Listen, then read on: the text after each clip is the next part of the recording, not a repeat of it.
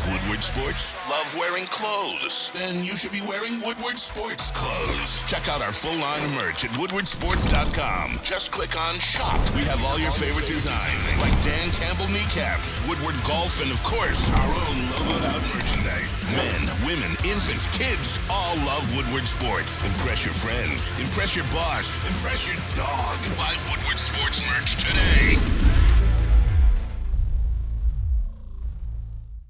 It is July 26th, and we are back down at Allen Park for another day of Lions training camp. CJ Gardner-Johnson, J-Mo, and Marvin Jones Jr. will not be practicing with the team today. The media had the chance to speak with Ben Johnson this morning, and he had plenty to say about the rookies. He's earned the right now to be in that first-team huddle with Jared and that offensive line. He's proven that over the course of the springtime and the work that he's put in. With Jameer, he's learning quickly. We've kept him learning the basic running back stuff right now, but we're going to start pushing the envelope a little bit.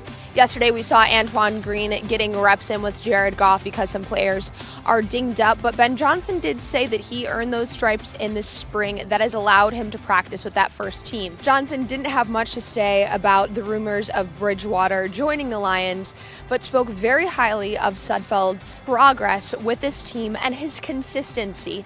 They're looking for somebody who makes good decisions day after day, and he believes Sudfeld is doing just that. Definitely the name of the game is consistency at this level. I mean, anybody can make a great throw, anybody can, do things right here and there, but it's all about just one play at a time. This play that we're in right now is the only one that matters. It's just really narrow, having a narrow focus. Ben Johnson has another year under his belt, which means they're not focusing on installing new, but improving on what they have already put into place. Gabrielle D. Phillips of Woodward Sports Network, here down at Allen Park for day 4 of Lions training camp.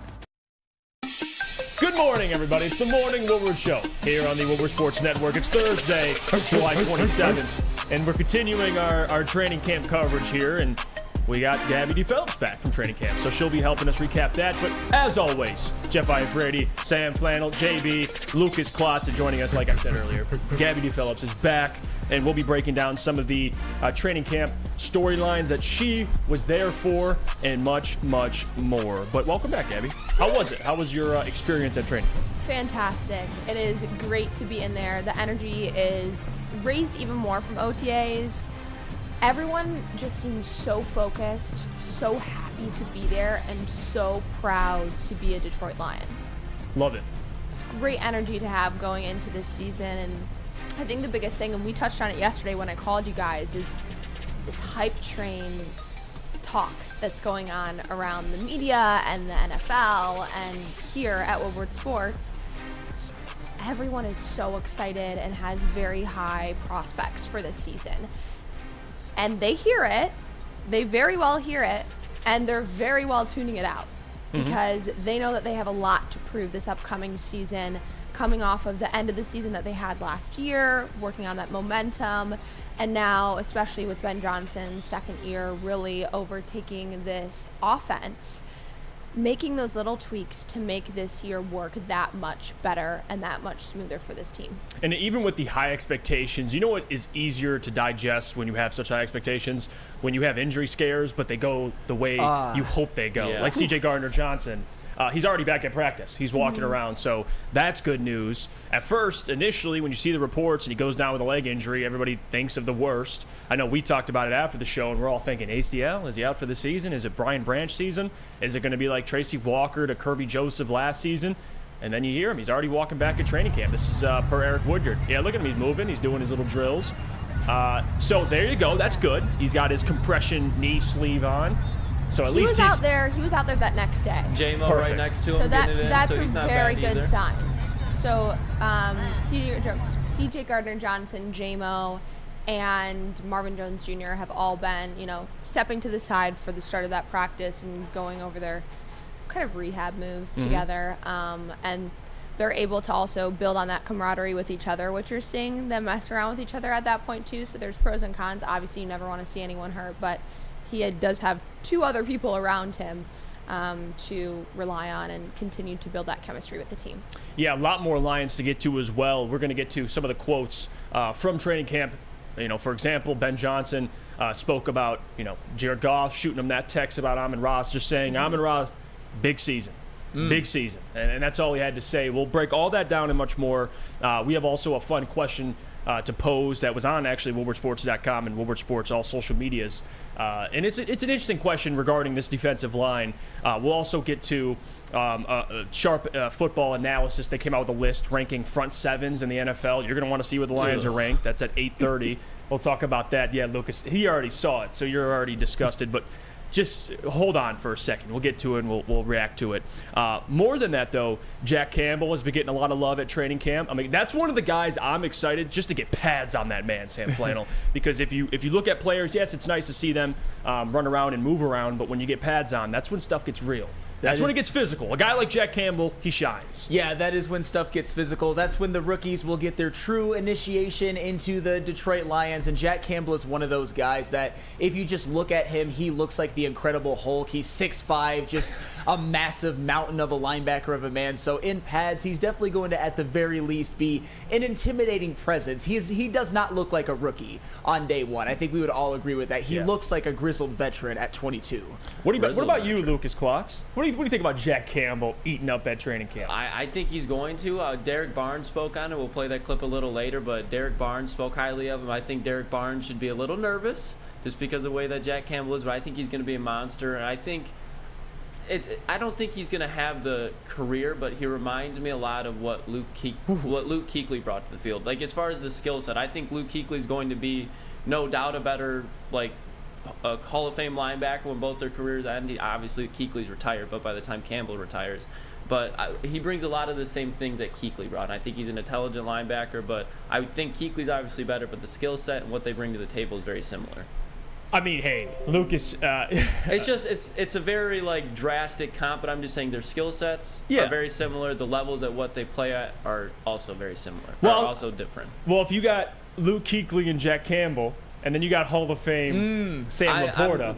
Hey, we got a pretty good roster. Lucas. I mean, we do. I think we have a reminiscent of that. I think Walmart's kind of disrespectful, but not a Walmart Luke Kuechly, but something like that. And then we got maybe like a Kroger, we'll go Kroger. Maybe a Costco, a Costco Luke Kuechly. I think that works. Yeah, no, that'll work. That'll work, no doubt about it. I also want to address too. This is towards the end of the show, so you're gonna want to stick around for this. Ryan Day. He comments on the dates of the game and how he wants to move it up earlier in the season. Sounds like someone's complaining. But actually, I'll give you my thoughts, and Sam will share his thoughts on that. I know Sam, anytime he gets to talk about Ryan Day in either a negative light or a positive light, more so a negative light, Sam enjoys it. So it's a good day. Yes, See what I did there? Yeah. We all saw what you did there, Flannel. And people are already chiming in here. Jeff Olson, Campbell better be Kuechly because they passed on Aaron Donald and Kalijah Kancey to take him. Listen, if Kalijah Kancey becomes Aaron Donald, they're that type of player. I think we can all agree. Yeah, you missed. I was high on Kalijah Kancey. Oh, we all were. Still am. Especially that interior defensive line position, defensive tackle.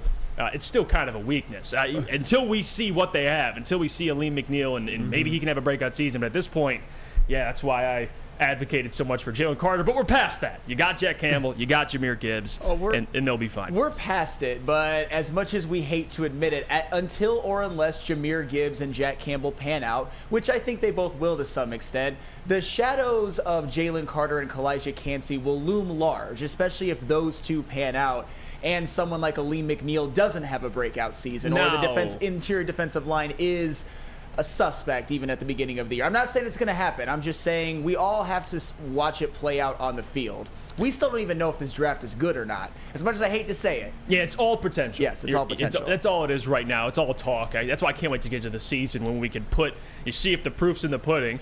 Detroit Dabber 313 says, Lucas really looks like Sid from Toy Story with that shirt. Lucas, your response. I've been hearing it my whole life, and I can't say that you're wrong. Normally, I have something to defend myself with, but it is the most similar-looking thing to me out there.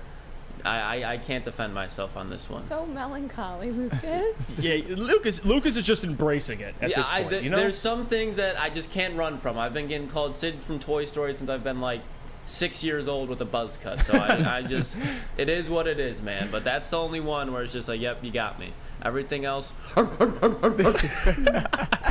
Detroit Dabber 313 says, damn, he sounds so defeated.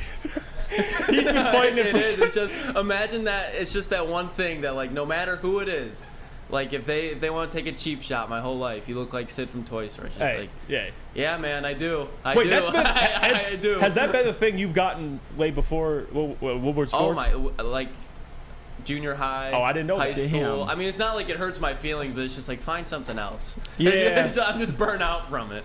It's kind of like when people say my last name, it's Iafrate, or like I'm afraid or something. I'm like, dude, I've heard that so many times. Like, it's funny, but come on, you can do something better than that.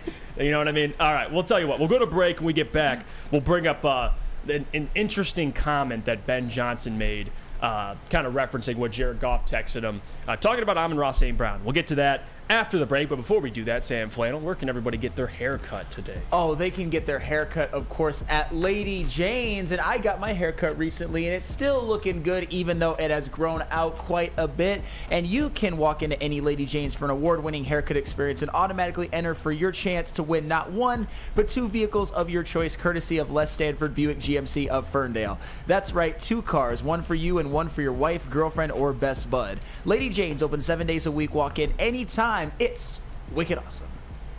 The sports marketing agency would not be who we are without great community partners like Higuera Health and Carol Zaniga.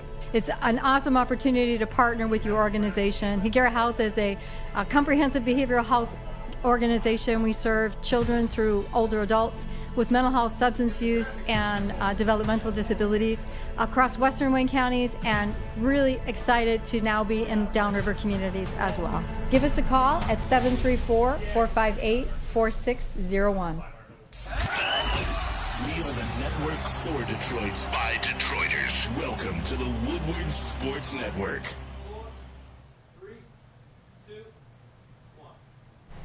Think you can play some golf? How about beating a professional athlete? It's the Woodward Sports Thursday Night Golf League live at 5 Iron Golf for 12 consecutive weeks, featuring famous courses from around the world, played on state-of-the-art TrackMan simulators, and 5 Iron Golf's new 25,000 square foot facility in downtown Detroit.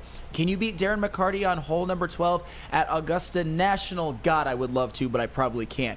What about outperforming Braylon Edwards on hole number 8 at Pebble Beach? Ooh, best Michigan receiver ever. Hey. Do you have what it takes? If so, register for your chance to win a free foursome today. Just follow us on Twitter and Instagram before August 1st and direct message the word golf. It's 5 Iron Golf. Jared texted me and he's like, St. Brown, huge year. That's all he said. Just St. Brown, huge year. You know, so Saint has attacked this offseason probably like he's attacked every offseason. Man, there you have it. That was Ben Johnson talking about what Jared Goff texted him after they worked out this offseason, because you've seen the photos. They were working out a ton. Jamison Williams was there. You saw Sam Laporta there as well. But it's the Morning Woodward Show. Welcome back. As always, don't forget, if you're watching on YouTube, hit the subscribe button if you haven't already, because if you haven't, what are you doing?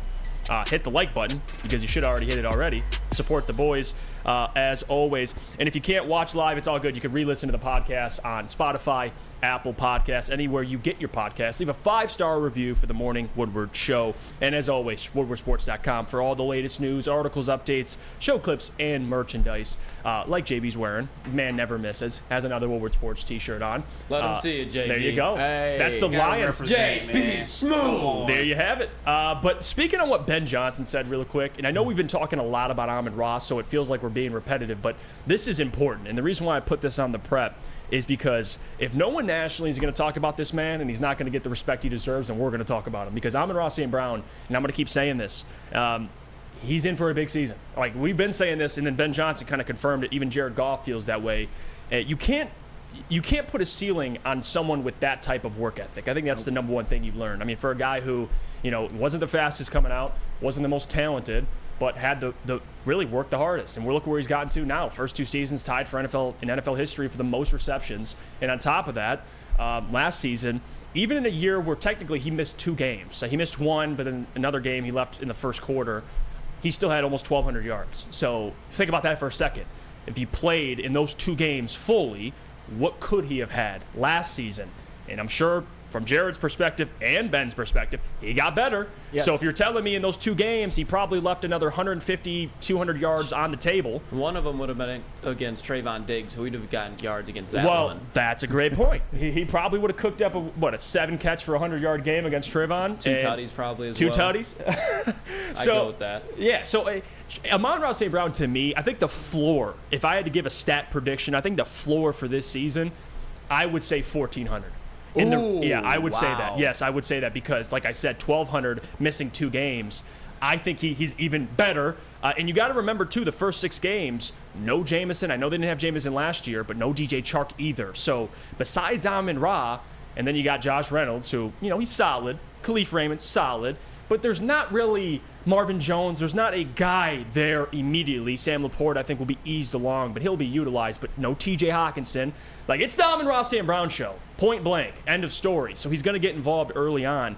And I do think with his work ethic, he can push those numbers up, I think, Sam, to 1,400. 1,400. And maybe even double-digit touchdowns. If he doesn't get that, I could see 9 touchdowns, 8 touchdowns. But there you go. Look at that. The man's high-pointing the football. He's cooking Cam Sutton, who was one of the best corners in man coverage. Yep. We can't sleep on that, Period. man. Amon-Ra St. Brown, #1 wide receiver according to PFF in man coverage. He's going to have a big year, Sam Flannel. Yeah, you said the floor is 1,400. It's going to actually make me sound like a bit of a hater, even though I am far from it. First off, when it comes to Ben Johnson relaying a text he got from Jared Goff, when those two speak on Amon-Ra St. Brown, those are 2 of the foremost authorities because Ben Johnson, Jared Goff, Amon-Ra St. Brown, those are 3 players that no matter how long Ben Johnson's here, no matter how long Jared Goff and Amon-Ra St. Brown play together, they will be forever linked because I think they kind of all were complementary pieces in unlocking the best of each other, at least up to this point. And I think my stat prediction, I actually went very, very specific on this one.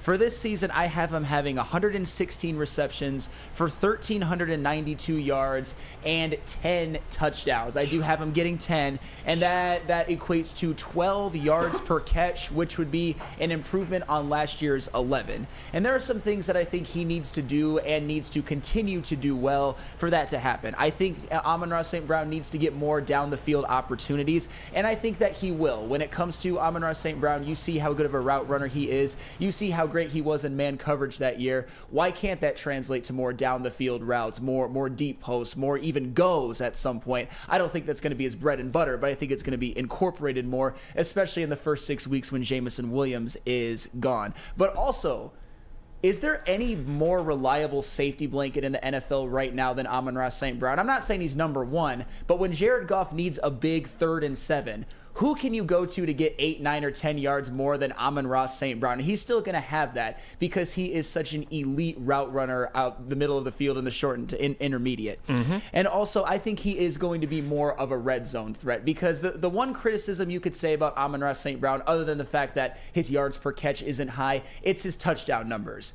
There's certain wide receivers in the history of the NFL who just kind of have these weird anomaly low touchdown numbers, a la Julio Jones, for example. Mm-hmm. And so far with Amon-Ra St. Brown, that's been the case. He's only had 11 touchdown receptions in his first 2 seasons combined, despite the fact that you'd think he would be utilized more in the red zone. I think he will this year, especially the reports coming out of training camp that in 10 red zone opportunities, Amon-Ra St. Brown had 6 touchdown catches of about 10 red zone opportunities, I think the offense as a whole.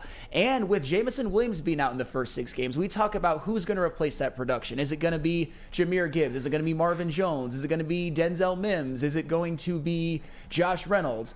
What if Amon-Ra St. Brown just gets a ton of usage? What if he just, in the first 6 weeks, leads all of the NFL in receptions? What if he gets close to 100 yards per game in those first 6 games? Mm-hmm. That is something that could absolutely happen because if you remember correctly, in the last 6 games of 2021, I know the wide receiver room wasn't as good then as it is now, but it wasn't that much worse.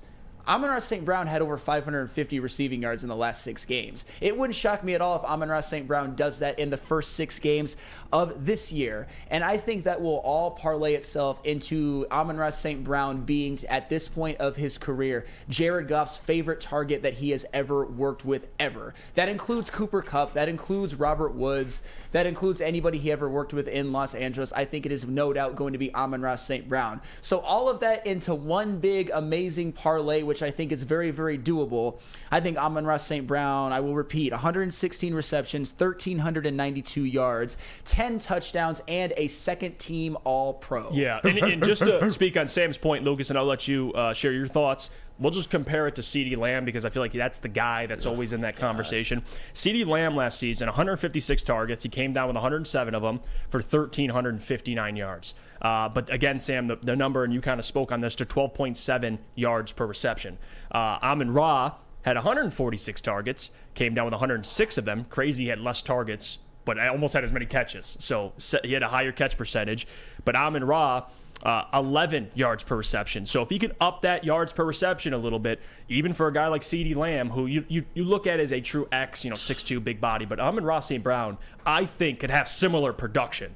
And CeeDee Lamb had almost 1,400 yards and almost double-digit touchdowns, and that earned him All-Pro second team. So I think Amon-Ra can do that. I do. Up that yards per reception, Lucas, we're talking about 1,400 yards. I agree with you guys. I think Amon-Ra is going to have a better year. I hate comparing him to CeeDee Lamb because CeeDee Lamb's overrated. I'd rather compare him to a guy like Jalen Waddle, who had those similar stats on 75 catches instead. But anyways, besides the point, I think Amon-Ra is going to have a jump, no doubt. I think he's going to go to about 1,200 yards, and I can see a jump in the touchdowns. But I think through the first 6 weeks, he's going to feast, and that's where he's going to get a lot of those stats in. But when Jameson comes back, I think it's going to be around the similar time that the rookies really start coming into form. Sam Laporta, Jahmyr Gibbs. That's when they really start making the imprint. If Denzel Mims becomes a real potential thing, I think that's when he starts really coming along. I know J-Mo comes back, but if he's balling out, they're not going to stop using Denzel Mims. So I could see Amon-Ra starting out super hot, but then as the season goes on, it's not that he declined in his play, but naturally just with all the touches, everybody progressing and kind of getting into themselves with the offense, kind of fizzles out a tad. I think he'll have about 1,200 yards, 8 touchdowns, probably like 110 catches. So again, a jump, but I'm a little lower on how big the jump is than you guys. But it's not like any disrespect. It's just this offense is loaded with talent. Well, yes, but I think it's loaded with guys that are unproven. Like banking. I think that's why Amon's going to eat it first. But then once they start, once like Jahmyr Gibbs is going to be a stud, Sam Laporta is going to be a stud. It just takes a little bit of time. And when J-Mo comes back, I think it all is going to kind of morph into one. And that's when we're going to see that offense take off. And then Amon-Ra's production is naturally going to decline. It's not like he's doing anything worse. It's just now there's more mouths to feed, and other people are going to be open. Yeah, no, especially if defensively all the attention's on Amon-Ra, but you can't deny late in the game, if it's crunch time, he's getting the football. Oh, 100%. So, he's going to be the guy. That. I'm just saying the statistical jump, I think there will be one, just I'm not as high on it. He'll be more important, 100%. I just don't think the stats will show how important he is. If you get what I'm saying. Yeah, no, I understand what you're saying. Gabby, what about you? How much better can Amon-Ra St. Brown get? So much better. His ceiling, I don't think we have seen the potential for that yet. And the reason that I say this is because he spoke to this as well. And it kind of goes with what you're saying, Lucas, is that yes, he has the potential, and he has said that he does want to improve his own stats, but he also wants to improve as an offense and as a team. So if those other players come in, and yes, that may take away from his individual stats, sure, but at the end of the day, he is a team guy, and he wants to see the entire team improve, because when the entire team improves, so does he. Mm-hmm. So it's a give and take there. But the other reason I see that him improving and continuing to improve is because, yes, he may have had a good year last year, but in his mind, he can still do so much better. And he's not training any less hard, any more physical. He's not going and leaving after practice without doing those 200, 300 catches at the end of the day. He does not stop. He constantly sees room for improvement. And speaking to him after practice, not yesterday, but the day before that, you just see that energy in his eyes.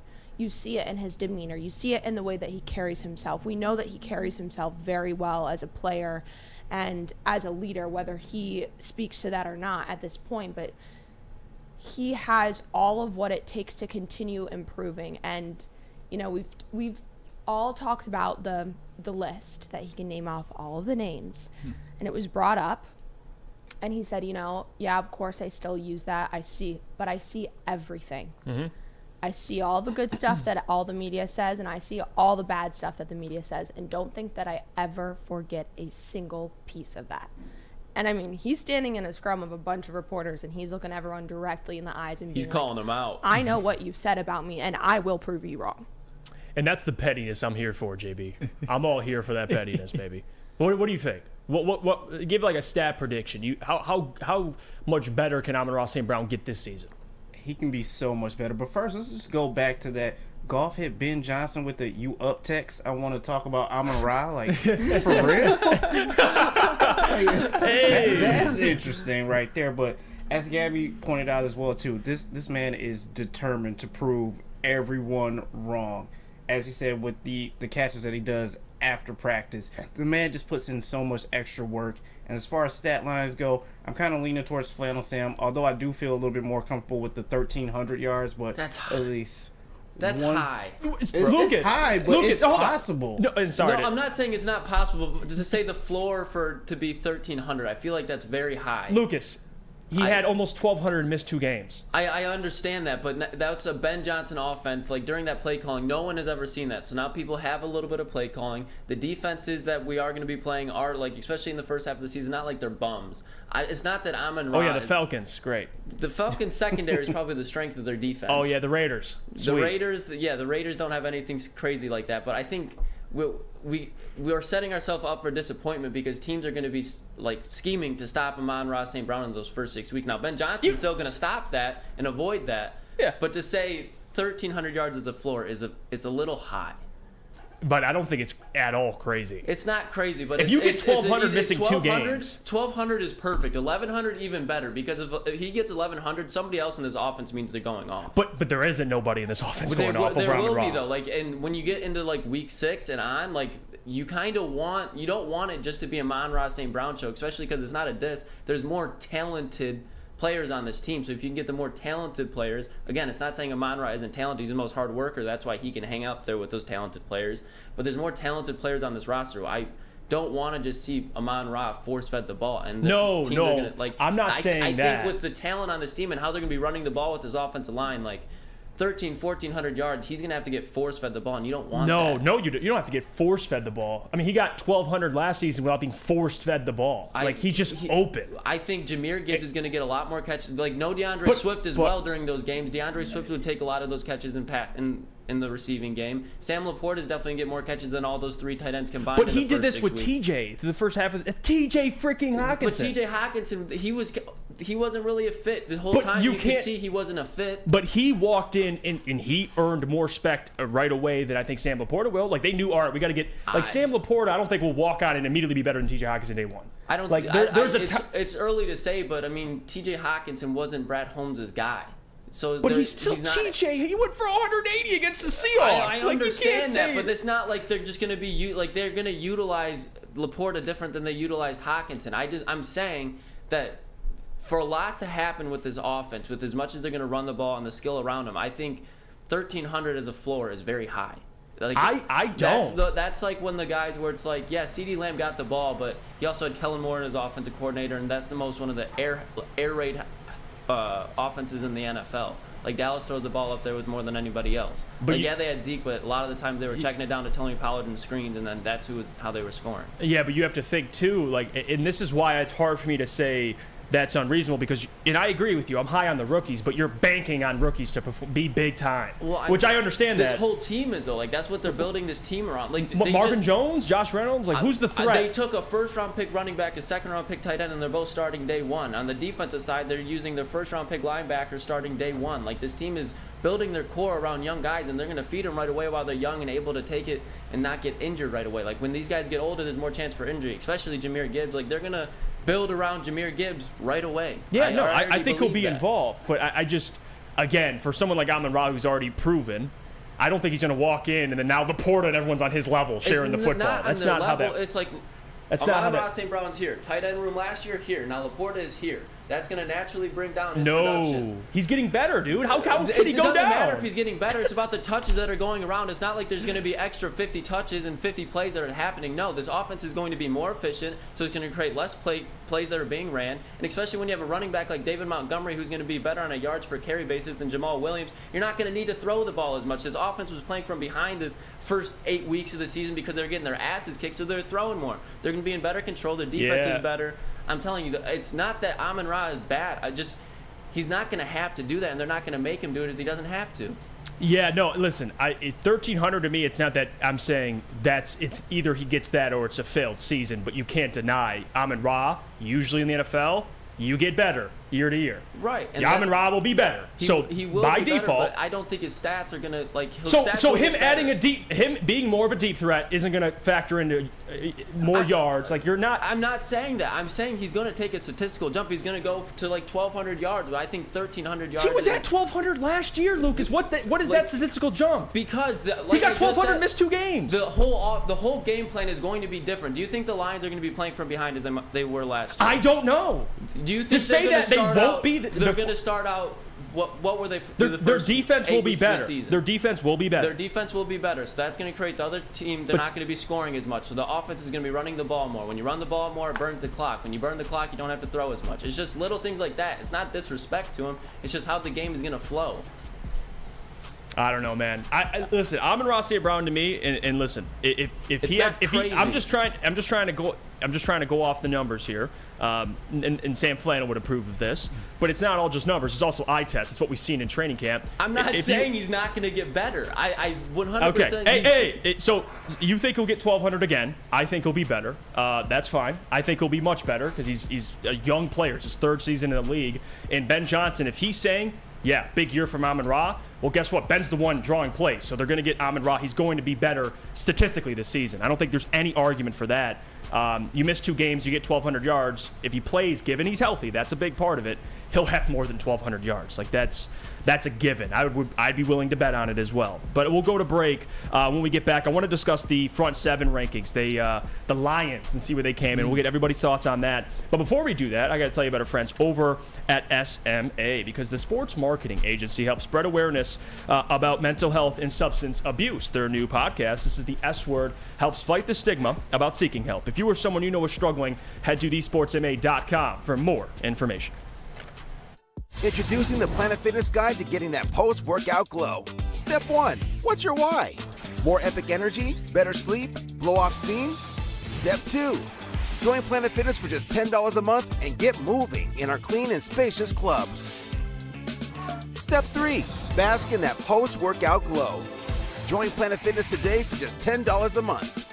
Join today at any of the 50-plus Detroit area locations. Love Woodward Sports? Love wearing clothes? Then you should be wearing Woodward Sports clothes. Check out our full line of merch at woodwardsports.com. Just click on Shop. We have all your favorite designs, like Dan Campbell kneecaps, Woodward Golf, and of course, our own logoed out merchandise. Men, women, infants, kids, all love Woodward Sports. Impress your friends. Impress your boss. Impress your dog. Buy Woodward Sports merch today. All right, 3, 2. Hey, it's Chris Hansen, Woodward Sports. Let's go. We're back. It's the Morning Woodward Show here on the Woodward Sports Network. Even Chris Hansen, you know what I mean? That was some heat. Chris I Hansen. found that in the archives yesterday. Man, that's a legendary clip, by the way. Welcome back, everybody, to the Morning Woodward Show. Don't forget, if you're watching on YouTube, hit the like button. Don't forget to do that. Subscribe if you haven't already. Plenty of more Lions stuff to get to in this ranking right here. Per Sharp Football Analysis, they came in with their 2023 NFL Front 7 rankings. And, you know, I'll just give you some context to this just so we can kind of, you know, visualize it in our head. So, number 1, Front 7, they have the Dolphins. Which, you know, I would put the 49ers there, but regardless. Yeah, Dolphins at number 1. I didn't know what was going on there. Bradley Chubb, Jalen Phillips is nice, but... Yeah, he's going to be good, too. Yeah, Christian Wilkins. Yeah, nice. I mean, their defense is going to be good. I'll tell you what, if they do play like the number 1 front 7, then they could probably win that division. Honestly, at that point, with that secondary, with that wide receiver core, my goodness. And now, number 2, obviously the 49ers. We'll go down a little bit just to get to some of these other teams. So the Chiefs have the 15th. Just to give you some context. Jets have the 12th. And this is 17 and on. And then look at that. Coming in at 27, the Detroit Lions. Now, in front of them, Houston. Oh, wow. With the rookie, Will Anderson. Bro, the Vikings are 24. Vikings with Wow. Marcus Davenport and his half sack. And his half sack. They don't even lost have Darius Smith anymore. And if you talk about front seven, man, you lost 2. Delvin Tomlinson?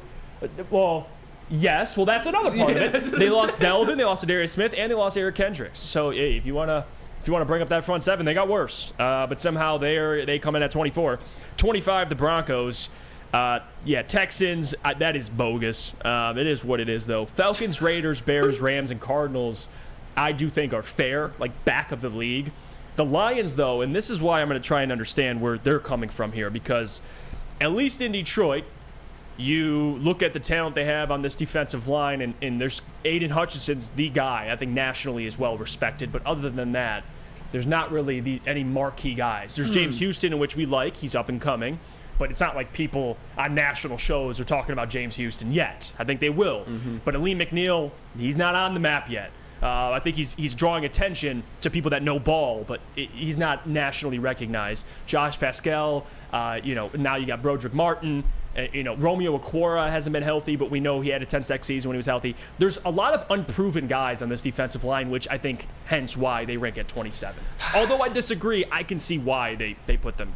You know what, Jeff? You're being too kind, because I, for one, cannot see why, especially when you look at this Sharp Football Analysis, which is a funny and ironic name considering what they wrote, what this list they made. They mentioned Jack Campbell. They say, despite adding linebacker Jack Campbell in the first round of the draft, the Lions' defensive front still ranks towards the bottom. So they mentioned Jack Campbell as a potential guy who can make this front seven better, and I would agree. They mentioned Aiden Hutchinson, who I think himself should put them higher than 27, having 9.5 sacks, leading all rookies, 3 interceptions, 2 fumble recoveries. That is all well and good.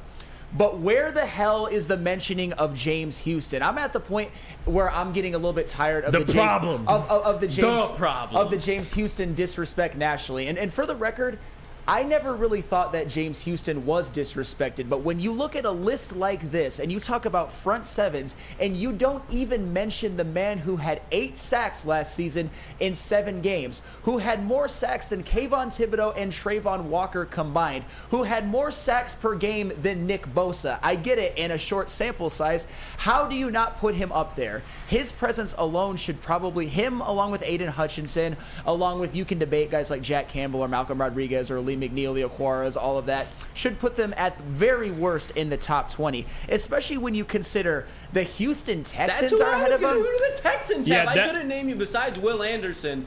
Who the hell do the Texans have? I mean, they mention a guy that they lost, Ogbo Okoronkwo.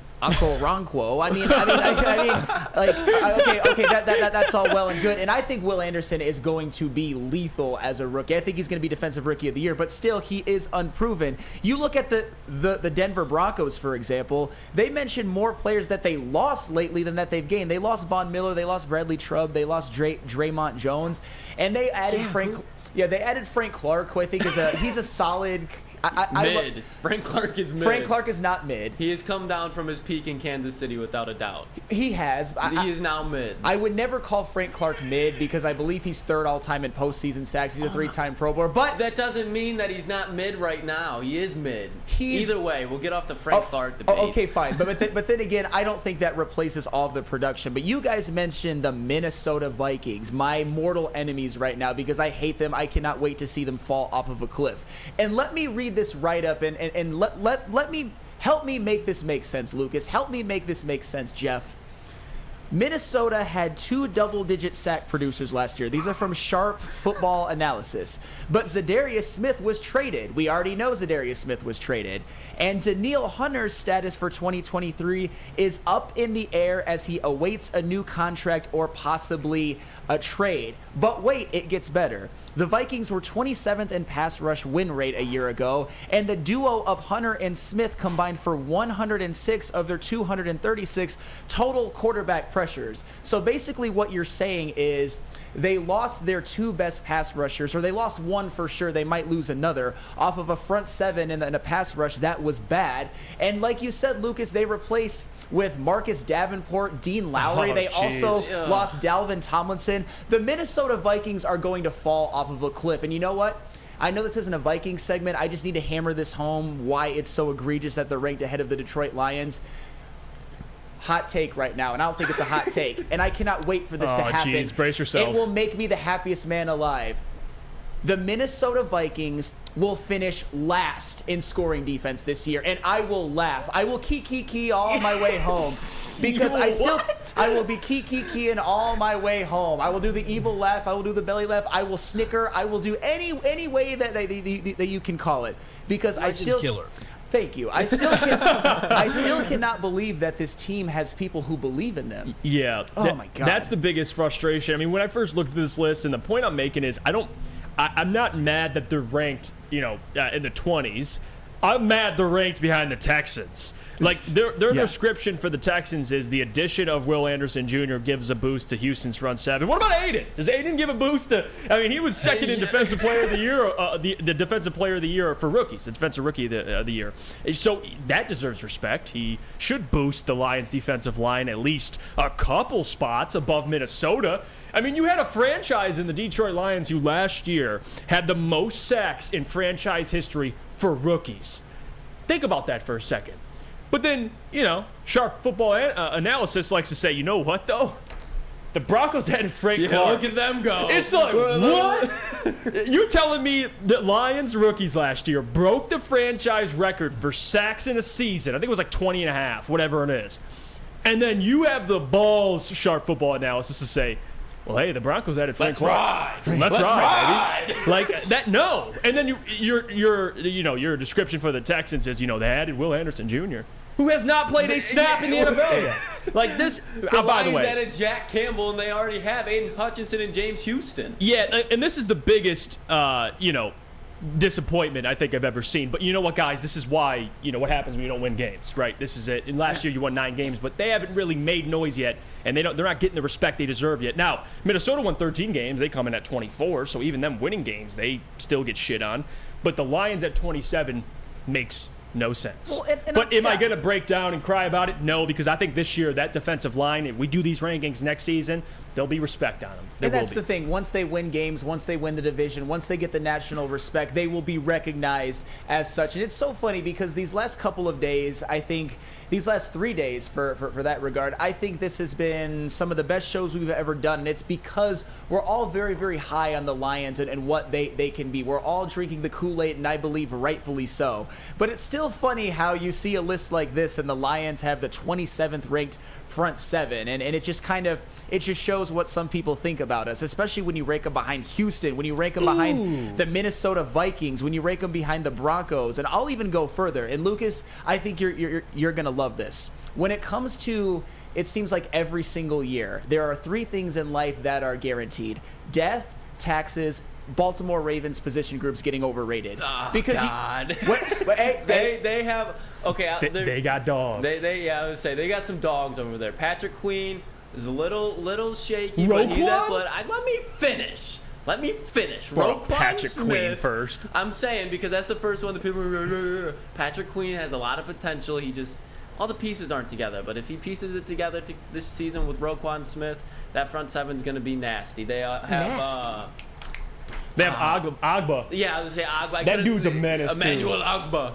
But no, yeah, they have some dogs up there, and with John Harbaugh, they're always going to be playing good defense. I'm okay with the Ravens. Do I think the Lions could be better? Yes. But am I throwing a fit over the Ravens? No. Normally, I'm with you, Flannel. Like, usually the Ravens secondary is way overblown. Like this year. Yeah. Like, did you see Marcus Peters went to the Raiders? He did. That's a good signing right there. Yeah, I wouldn't have minded him on a the one-year deal. Mahomes stopper, Flannel, Marcus Peters. There's no such thing. The Mahomes stopper. He who does not exist. He who does not exist. I love that, dude. Don't talk about the GOAT that way. I do. Yeah, you know what? I want to get some of these comments because people are chiming in. Steve-O Baby says, yeah, but Jeff, you also had a defense that gave up more yards last year, especially the Carolina Panthers. Yeah, if you want to base the front seven, I guess if you want to measure them on stopping the run, I mean, yeah. You can say the Panthers, but then you have games like the Giants where they shut down Saquon Barkley. So it's somewhere in the middle. Yeah, and then they got a little bit better, so right. it rose a little bit. It's very, like I said, it's Jekyll and Hyde from the Seahawks, giving up 150 from Rashad Penny. Thank you, Rashad Penny, or holding Saquon to like 1.4 yards per carry, or Carolina running for over 300. Well, that's the thing. So I understand it. You can 100% bring up Carolina and Seattle, and that is fair. But you also have to bring up the game at New York against the Giants, as you say, Lucas, in which they choked the life out of Saquon Barkley. They held Saquon Barkley to one of the worst games of his career. He got in that ass. Is that what he said? They bust that ass. They busted that ass. They did. I just saw it in the chat. Jason Elder said, is there any chance we get Chris Jones? Because he's holding out right now in Kansas City, so maybe week 1 he's not there. Pray to the Lord. But do you guys think there's any chance that Chris Jones becomes a Detroit Lion? I do not. I don't think there's any way. You know what? And you want to talk about it? Let's get into that. Let's go to break, and we'll chop it up about Chris Jones. But before we do that, I got to tell you about our friends over at Guardian Alarm, because I'll tell you a front seven that's elite. It's number 1 in all defenses. It's Guardian Alarm, baby. All you got to do, customized solutions from real experts. They got 24/7 professional monitoring, technology backed by people. All you got to do, it's very simple. Pick up your cell phone, call 1-800-STAY-OUT, and tell them your friends at Woodward Sports sent you, and they'll make sure your home is protected. Again, call 1-800-STAY-OUT today for more information. How would you like to win not one, but 2 vehicles of your choice? One for you and one for your wife, your girlfriend, or your best bud. Get to Lady Jane's today for an award-winning haircut and automatically enter for your chance to win. Courtesy of Les Stanford Buick GMC of Ferndale. Lady Jane's, open 7 days a week, walk in anytime. It's wicked awesome. How about that rookie? He is something else. How big is that? All of Detroit sports teams live on Woodward. All of Detroit sports coverage lives on Woodward Sports. Driving the best in Detroit sports coverage. Welcome back to the Morning Woodward Show here at woodwardsports.com. Thanks so much for tuning in this morning. If you're watching on YouTube, be sure to like and subscribe. If you're watching on the website, check out our articles and merchandise, previous show clips, and more. And as always, follow us on all social media at Woodward Sports. So I want to get into this Chris Jones discussion because, to be honest with you, it was brought up. I know the heavyweights kind of spoke on it, but we never really spoke on it because, to be honest with you, I didn't really see a path it gets done. If I'm being real with you, because a couple of reasons. I think Kansas City will cut off their own arm to re-sign Chris Jones. I think they want Chris Jones. Without Chris Jones, they're not a contender, or they're semi-contender. Like, you need a guy, again, who had 15.5 sacks last year, 4th in the NFL. He wrecks games. And now, especially losing Frank Clark, who, in the playoffs, is money. Yes. They need Chris Jones. I don't think there's any route they think of besides re-signing Chris Jones, because unlike Tyreek Hill, even though Tyreek Hill is again, one of the, you could call him a top 3 wide receiver in the NFL, I think you feel a little more comfortable replacing Tyreek Hill because you got Mahomes still. If you get rid of Chris Jones, Mahomes can't help that. Chris Jones is your defense. Very young secondary. I don't think they're banking on the young players they have. Karlaftis they drafted last year, but he ain't Chris Jones. They want to re-sign Chris Jones. But again, Chris Jones, Kansas City, they remain far apart on a contract extension, and apparently it's really far apart. So kind of makes me wonder what Chris Jones is asking for. But I do think he deserves to get a bag. And if you talk about teams that are qualified to be in this race, not that it's the same thing, but with the Red Wings and Alex DeBrincat, with a guy like that who's going to need to be paid and you need assets to get him, there's not too many teams, Sam, that can enter that conversation. I think if Chris Jones said, hey, I want to be traded, I think the Lions are one of the teams that are most qualified with the assets they have to trade and the money they have to pay him. I mean, you guys mentioned it before. I don't think there's any chance that Chris Jones leaves the Kansas City Chiefs, because you can argue that during this Super Bowl run, you can make an argument, I'm not saying that you're going to win it, that Chris Jones was their second most important player. Especially in the AFC Championship game. I mean, he made that big sack on Joe Burrow. After Joe Burrow earlier on in the drive converted that back-breaking, at the time what seemed like a back-breaking, I think 3rd and 14, Chris Jones wrecked that. If it wasn't for him, Joe Burrow and the Cincinnati Bengals probably go down and score, and they play in the Super Bowl, and they maybe win, and we have to have the Joe Burrow and Patrick Mahomes discussions, and I would be very, very upset. But that's beside the point. Chris Jones is one of the most valuable players in the NFL. He's a guy that the second he walks out, he is going to get a gold jacket. I don't know if it's realistic for him to come to Detroit, for Detroit to be able to create a package for him. But I'll tell you what, though. What if What if somehow they could work something out? I know Easy was kind of mentioning it yesterday on the heavyweights, bringing Chris Jones to this defense. That would be like. We'd have to give up a lot. The Lions would. Well, that's an all-in move though. That's a hey, our window's right now move. Like championship window. Now, if they feel like that window is with Jared Goff right now while he's under contract, you can make an argument. Go get Chris Jones. Chris Jones is young too. He's only like 24, 25. Like he's not like towards like the end of his prime. Like he could be getting better as we see it longer. So this would 100% be better. Chris Jones is 29. So he's a little older, but regardless. Maybe I'm tweaking. No, absolutely tweaking. But I get your point. He's not old. He's 29 years old. There's still plenty of good years left for Chris Jones. I mean, we're seeing guys now, that are mid-30s that are going for these like 10-plus sack seasons. So I think Chris Jones is one of those guys that you have faith in him. And to Lucas's point, you're going to have to give a haul for Chris Jones and re-sign him. But again, this is where the whole, rookie contract thing comes into play, because I know people hate talking about it, but this is how you're able to pay guys. When you have a quarterback or you have a bunch of other players on rookie deals, and right now the Lions do, but guys are coming up for contract extensions. You have Jonah Jackson next year. You have Amon-Ra down the pipeline. You're going to want to extend him. Penei Sewell down the pipeline. You're going to want to extend him as well. So there's a lot of decisions the Lions are going to have to make. I don't think it makes sense, but I mean, God forbid, Sam, if they did it, this would tell me that Brad Holmes, Dan Campbell, they know, hey, this is our year. The NFC's weak. Let's go chase it. Yeah, if the Lions get Chris Jones on this defense, I know it's a big-time hypothetical. Maybe they would be the Super Bowl favorites at this point. I mean, they would probably have, I'm trying to think, probably the second-best defensive player in the NFC, maybe third after Nick Bosa and Micah Parsons. Yeah. Definitely when it comes to contenders after Nick Bosa, they would have their guy. And alongside him on the defensive line is young Aiden Hutchinson, who is, I think, going to become one of those guys, one of those perennial All-Pros, Pro Bowler, possible defensive player of the year type guy. So if you have those two, and then what if James Houston actually becomes something? And we obviously don't know what the Lions are going to have to give up, what it would entail. But at the same time, I'm just glad that the Lions are. I don't know if they're actually in these conversations. It's a big-time hypothetical. Way. I understand that, but we're at least talking about it, and nobody's dismissing it as just crazy talk. Why the Lions? Because there has been a little bit, and this is something where I've had kind of a disconnect. Maybe I'm wrong. Maybe everybody else is right. There are people when it comes to a lot of these teams that just kind of want to be in this rebuild for Evs, yo, and not take like rebuild for Evs, yo. That's the thing. We're like, anytime a free agent, anytime there's like discussions of somebody signing someone, it's like, no, cap space, no, absolutely not. Why is he going to come here? And now it's just kind of, and now there's actually some like, what? Neil Rule, is that you? Seriously though, I am not. I didn't say anybody in specifics, but at the same time, but do you guys know what I mean though? Just having these discussions it's an interesting food for thought, because if he comes to this team, if Chris Jones were to come to this team, Super Bowl or bust. Yeah. Super Bowl 100%. Yes. Yeah. No. It solidifies and kind of confirms that you're in a window where Brad believes he could win a Super Bowl. And I want to read this comment. Oh, Andrew chiming in, Klingerman. Appreciate you, man, for joining. He says, if they didn't think our window was now, they wouldn't be pursuing Teddy Bridgewater so hard. Which, you know what?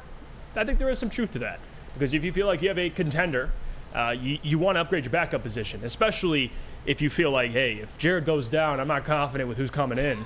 I think that's a great option to have. Stroughton out there. If I see Nate Sudfeld stepping out for the Lions this year, I'm gonna be pissed. See, you know what's funny? Because the first thing I'm thinking of, should have signed Teddy. I know 8.5 is a lot. We have more than that. Is there really anything more important than getting quarterback insurance right now? There's not. And I'm willing to overpay for insurance. I'm not saying 100% do it. But if I see Nate Sudfeld trot out there on the field this year, I'm going to be like, we should have overpaid for Teddy Bridgewater. But remember, Lucas, I hear a lot of times that if your quarterback goes down, you should just punt the season no matter what. No, well, you should, They're just being unrealistic and just having oh, no, we're fine. No situation in the NFL is just fine. You always need to improve. The Patriots always had one or two good backup quarterbacks. We saw with the Niners this year, the Eagles this year, the Cowboys this year. We don't have to get back on the subject, but no. And Funky, he's chiming in as well. He says Jones wants $30 million. Don't hold your breath, people. Yeah, $30 million. I mean, you're getting paid as much as Jared Goff. So For Chris Jones, I expect 15, 16 sacks a season, which I think he can do, but that's a lot of money. I don't think it's going to happen. Just make it clear. We're just talking about the path it could happen or the way it could happen. I think Kansas City will re-sign Chris Jones, but this tells me if he's available and the Lions are in that conversation, hell, it tells me the Lions are ready to go all for it, because you can say, and I know this is like when you talk about adding new players, it's like, well, the Lions are comfortable with who they have. Chris Jones, I don't give a damn who you have. Yes. Chris Jones is far better than any player you have currently, so you should go get him. But we'll see. Gabby, what do you think? Not even just on Chris Jones, but for Brad Holmes, can you see him this season, especially if the season starts going well to start, they think, hey, we have a team that I think can make a Super Bowl. You see them going all in and trying to do something, or you think they'll just kind of let their team ride out as it is? It would have to be the right person and the right fit, because if there's something that's been consistent, it's that these are all football guys, and if they're not going to be a football guy and they're not going to be a team guy, I don't see them. Bless you, Lucas. I don't see them spending the money. I think there's a lot that they're working with right now, and that's also really me going off of the narrative from Brad Holmes earlier that we heard him saying that I'm not going to spend a lot of money on a player that's going to make a big splash. And I think they're looking for someone that could be consistent over time and that would want to stay with the team over time. If they can find someone that fits all of those holes, checks all those boxes, then maybe. But I don't know right now. I think it's early. I think it's I don't see them making that full run this year. Yeah, I think part of it, too, is just kind of finding out what you have. Like, again, it's hard because you can't really predict this defensive line because there's so many guys that you like, but you don't know how they're going to perform. Like, Josh Pascal could come out and have 8-9 sacks. I don't know. Or he could have 2. I mean, there's so many, X-factor guys. Like, Aleem McNeil could have a huge season, or he could not. And then you look in the offseason, you're like, yeah, we got to address this defensive tackle position. Aiden Hutchinson, I think, is the only guy we expect to go out and get double-digit sacks. James Houston, maybe so, but even James Houston, I don't know if this season he'll be right away playing every down. I think he'll still be a guy they throw in situationally. I think that'll still be, because that's where he thrives, quite frankly. So we'll see. Can't wait. I just need football to get here. There's too many question marks still because they also haven't put pads on. So I don't see them making a move like this without seeing what everyone looks like with pads on first, which starts tomorrow. I just got to see Levi Onwuzurike. I know you're excited about that, Lucas. I'm really not. I'm really not. Like, there's no disrespect to the guy, but like, there's people like Levi, and it's just like, yeah, he's there, but it's just like, he's there. I'm not like jumping out the gym to watch him. Like, there's a lot of solid guys there. Is his potential high? Yes, but he's a young defensive tackle who's already had a major back injury. Like, I'm not jumping out the gym for Levi right now. Again, no disrespect. I'll happily be proven wrong. And with a smile on my face, but I just feel like it's not going to happen. Sam isn't a fan of folk heroes either. Lucas, to kind of further your point, and I'm somebody who's excited that Levi Onwuzurike could be back in the rotation, but I heard some people even at this network kind of say like, oh, when Levi Onwuzurike was on the field in 2021, you noticed him, he showed some things. I'm like, did he though? Did he really? It's like in 17 games when the Lions were bad, second round pick, you really wish he'd be starting at that point, and he really wasn't doing much, and then he has a major back injury. Like, there's nothing for me to be excited about. I'm just saying, he was higher ranked, and I know this is just pre-draft talk, but he was a higher ranked prospect than Aleem McNeil. I know, but at the end of the day, what does that mean?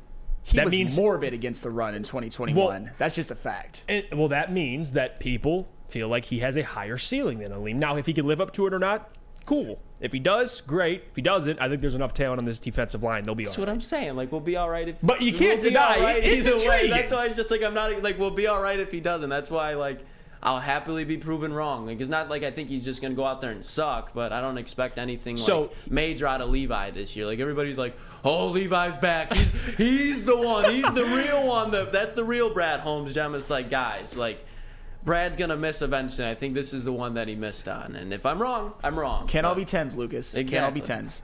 You got to have some 3s and 4s in there. You got to switch it up every now and then. Yeah, you're not always going to be hitting high. Sometimes you got to take what you get, if you know what I mean. That's 100%. Hey, that's fair. And there you go. JB gets it. I love JB, man. All right, we'll go to break. When we get back, we'll discuss. We'll throw up this interesting question that we posted on Woodward Sports, all social media. I think it was an interesting question. It speaks on the defensive line. We'll get your guys' opinion. But speaking of big boy, I mean, Chris Jones is a big boy, JB. He is a big boy, and you know what? I wish the Lions would go after him, but I think 30 mil is kind of high for Brad's level. So No, yeah, we'll just pass. What about on $30 for a lunch at Big Boy? Well, that's something you definitely can't pass on because Strawberry Fest is back at Big Boy. Try the classic breakfast items like the strawberry hotcakes or the mouth-watering red velvet waffles. But if you're not feeling breakfast, try the strawberry bacon chicken wrap or cool off with a refreshing summer splash salad. And don't leave without getting some dessert because they have the very delicious classic strawberry pie, the deep-fried vanilla Oreos, and of course, the strawberry hot fudge cakes, and so much more at your local Big Boy. Love Woodward Sports? Love wearing clothes? Then you should be wearing Woodward Sports clothes. Check out our full line of merch at woodwardsports.com. Just click on shop. We have all your favorite designs like Dan Campbell kneecaps, Woodward golf, and of course, our own logoed out merchandise. Men, women, infants, kids all love Woodward Sports. Impress your friends. Impress your boss. Impress your dog. Buy Woodward Sports merch today.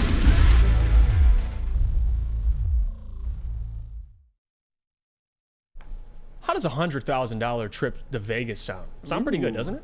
That Yes, sounds pretty I damn would good. take it. Cintron can help you get it. All you got to do is you can buy a Cintron Energy. You can buy it either at Meijer or online at drinkcintron.com/Vegas. You get a pack and you're entered to win. All you got to do, you purchase a 24-pack today. You enter to win. You drink it. You live it. It's Cintron, the healthier energy drink with great taste and the choice of people who desire to look good. Quite frankly, feel great and the best version of themselves. All you got to do, again, go to drinkcintron.com/Vegas, buy a 24-pack, and you're entered to win. And you get your 100K trip to Vegas. Welcome back to the Morning Woodward Show here on the Woodward Sports Network. Jeff Iafrate, Sam Flannel, JB, Gabby D. Phillips, and Lucas Klotz. Thank you for sticking with us. Don't forget, hit that like button. We'll try to get to well over 100 likes by the end of this segment. We just creeped over the number now. We appreciate every single one of you for choosing us this morning. We got plenty more lines to get to, and this is an interesting question that, again, was on our Twitter, on our Instagram. You can go check that out, Woodward Sports. And it's a simple question. What Lions tandem will combine for more sacks?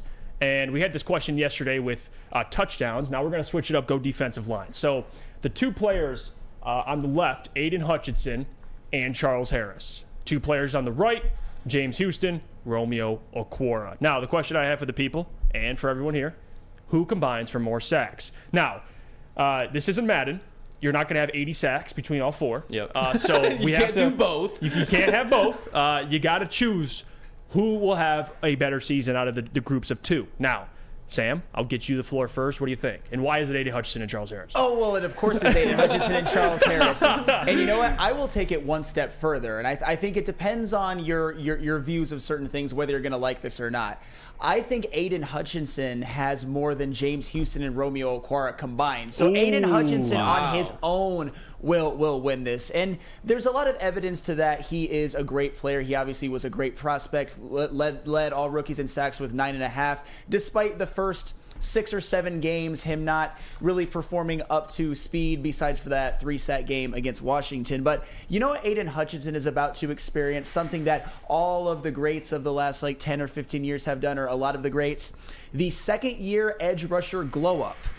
And Talk to me. I'm kind of stealing this a little bit because Ryan Ermanni mentioned it on Ermanni and Edwards. I got to give him credit, but I've always had this opinion as well. TJ Watt, rookie year 7, second year 13.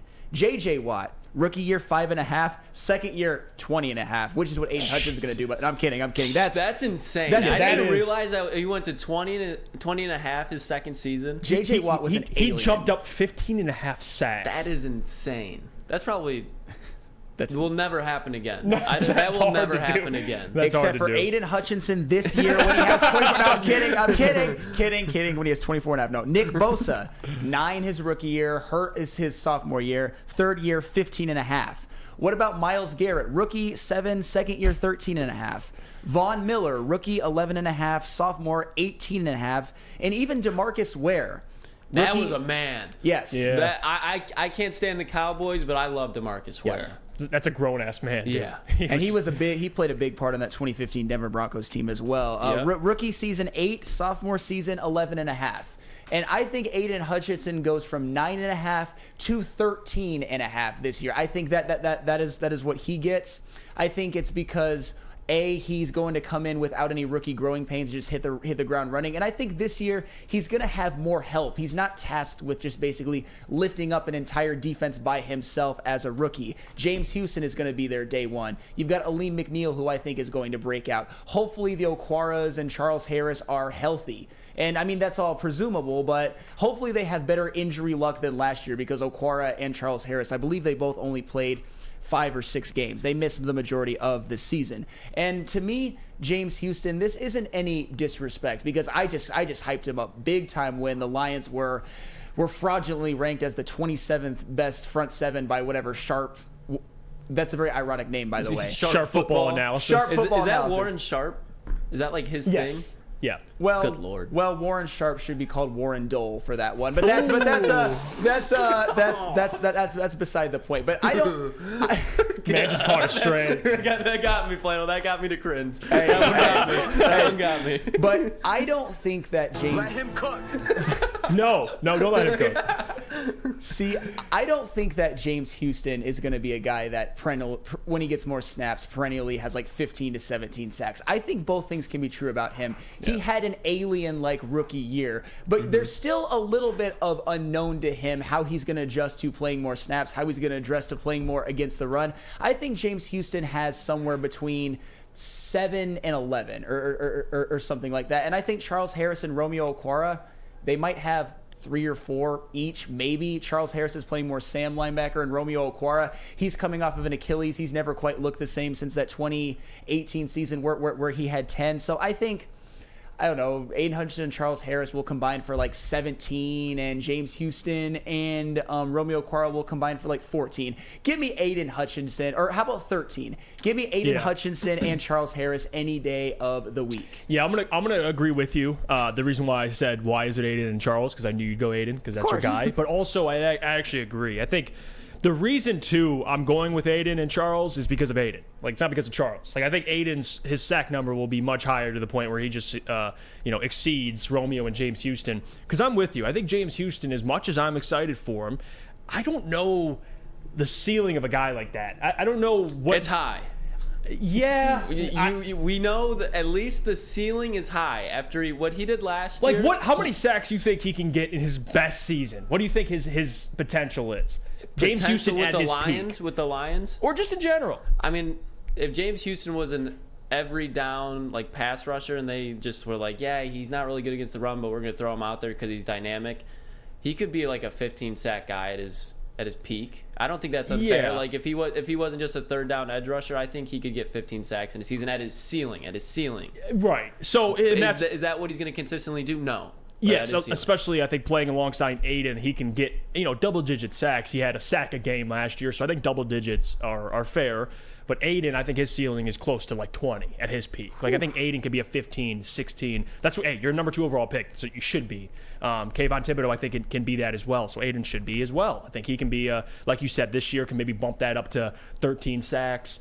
Maybe the interceptions go down, obviously, because the man had more picks than Sauce. But regardless, I'm going to go with Charles and Aiden too, because people forget Charles had 7.5 when he played. Now, he got paid, and he's been hurt, and he hasn't looked the same. But I do think this season, with a better secondary, Charles can get his, 4 or 5 sacks, and by that, you'd equate to close to 20 sacks between just those two. Romeo and James, to me, I think James can get 8, 9 again. Maybe Romeo pitches in like 5, 6. That ain't going to be enough I think it'll be those two combined, Romeo Okwara and James Houston, combined, will have like a little more than Aiden. So give me Aiden and Charles Harris, yeah. I think this is a lot closer than people are expecting. I have the Levi and Charles Harris disease, where I'm not excited for him to be coming in. Boondog. Boom.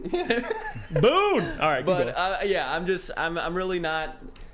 I could really see this, because I think Romeo, he's be on the edge more, so I think he gets more playing time than Charles Harris. And then James Houston, they're both gonna be playing the same, Charles Harris and James Houston. I think James Houston's gonna run him off the field eventually at that point. But the question is, hold on. The question is, Lucas, and you kind of already answered it a little bit, is can James Houston be an every down guy? I think he can be. But this season, he is what I'm debating right now. I'm gonna go with Hutch and Charles Harris, because I agree with you guys. I think Aiden Hutchinson takes a second leap, but I think James Houston could as well. That's what I'm debating. Because just because Aiden Hutchinson's going to take a second-year leap doesn't mean James Houston is not as well. Right. James Houston has been working his ass off this offseason. Absolutely. I'm gonna differ from the crowd. I'm gonna put my nuts on the table. I'm gonna go James Houston and Romeo Okwara. You know who I think gets underrated too on this defensive, at least in the front seven, and Steve Wiles. I appreciate you, my man, because he put it in there. Julian Okwara. Yeah, I love Julian Okwara. That's your boy. Yeah, dude. Like he yeah, dude. No, really. Like I like him better than Romeo Okwara, and Romeo Okwara has shown more. I mean, he had 10 sacks in 2018, but I think Julian Okwara, dude, can play outside linebacker. He can line him up at the edge. He destroyed the Bears at Chicago. He's huge, too. He is. And he's just an athlete. Yeah, like, he could play power forward in the NBA if he wanted to. If he really wanted to, he could. Yeah, dude, he's shredded. No doubt about it. I guess, and people are voting in the poll here. 82% of the people will go with Aiden and Charles, and a lot of that has to do with Aiden. JB, what do you think? I mean, it does have to do a lot with Aiden, and I'm hoping for that, that big push that we're hoping for him with this year, but I don't know. I think I want to, fan away from the crowd and settle with my boy Lucas over here. Give me James Houston and Romeo Okwara, just because I think a lot of people are sleeping on what James Houston is going to bring to the table this year. He already said he wants to double his sack total in an interview with Ermanni and Edwards as well, too. So it's like, hey, the man is trying to put in work out here, and I think it's going to pay off. So I'm going to stay away from the crowd on this one. I'm going to fade the crowd. I'm going to go with James Houston, Romeo Okwara. Well, listen, we all want to do things, right? Like, I want to double my bank account. Are we going to make that happen? Maybe. But James Houston's saying you want to double your sack numbers. He doesn't need to, though. I appreciate the confidence, but just because the man said it doesn't mean, hey, he's going to do it. Can he, though? Until you see it. Yeah, JB. Okay. Jeff's scared. No, Jeff's scared again. So when I try to be realistic, I'm scared. Just gets him triggered. Field. He's going to be Myles Garrett with that helmet to Flannel in a second. Like, listen. Flannel's going to be Mason Rudolph. Yeah, and Chuck Brewer says, and I want $1 million. Like, I mean, I get it. James Houston, I think, and there's a reason. He's the problem. Like, the guy, and his bendability and what he can do. And someone said it. What did you just say? Bendability? Have you seen that, man? Is that a word? Yes. Yeah. Bendability? Yeah. Like, that's one Guys, word? I don't think it's bendability. I think it's just called bend. It's like I would say deer. ability to bend, I would say. His ability to get under the lineman, bendability. It's a word. I'm not saying it's wrong. I was just asking a question there. I've never heard the word bendability. Chat, can we get an answer on this? I mean, it's not in the Merriam-Webster dictionary what I'm finding, but on vocabulary.com it is a word. All right. So, we'll give Jeff the slide there. Am I getting corrected by Toledo native Lucas Klotz? Whoa. Yeah, you are. Toledo native Lucas Klotz. Damn, dude. What is that supposed to mean there? No, nothing. Jefferson. I just state where you're from. That's all I put in the beginning. Toledo Chesterfield. native Lucas Klotz. Hey. Jeff Iafrate. Hey. Bendability. Hey, it's now a word. I don't care if it is a word. Now it's a word. Out in Chesterfield, they got that bendability, don't they? Hey. The property of being easily bent without breaking. Yeah, there you go. I didn't hear. The property of being easily bent without breaking. Oh, yeah. They got that out in Chesterfield for sure. Hey, listen. Right there in that man. Okay, you know what? It's getting weird. Now, Jason Elder said flannability. I don't know what that means. Sounds like flammability. Yeah, maybe that's not a good thing, actually. And by the way, the point I'm making is the man has bend. All right, whether it's bendability or flexibility or whatever it is, who gives a damn? The man can bend his body and really defy physics. And someone said that earlier in the chat, and I forgot who it was, but I laughed when I read it. It's like the man defines physics at the line of scrimmage because he really does. And I do think James Houston can, get more sacks this season, but man, who knows? James Houston, he's one of those guys you can't really predict. Like, he can come out this season and have double-digit sacks, or I think he can come out and have, 8 sacks. I don't know. Regardless, though, he's going to be a damn good player. Just 8 sacks. Just 8. Just a measly 8 sacks. That's all. Well, I'm messing with you. Hey, this guy, dude, today, he is really on my ass. After I said, I am not. Wait, pause. But after I said Amon-Ra St. Brown can get 1,300 minimum, 1,400, I could see him doing it. And Listen, it wasn't just you. Flannel was saying the same thing. JB was saying the same thing. No, I'm just thinking. That's all. Not saying you're not. It's just we're thinking in different ways today. That's all it is. No, it's okay. Hey, Coach Walk says if it's Urban Dictionary, not the definition you want. Hey, I'll take anything. All right.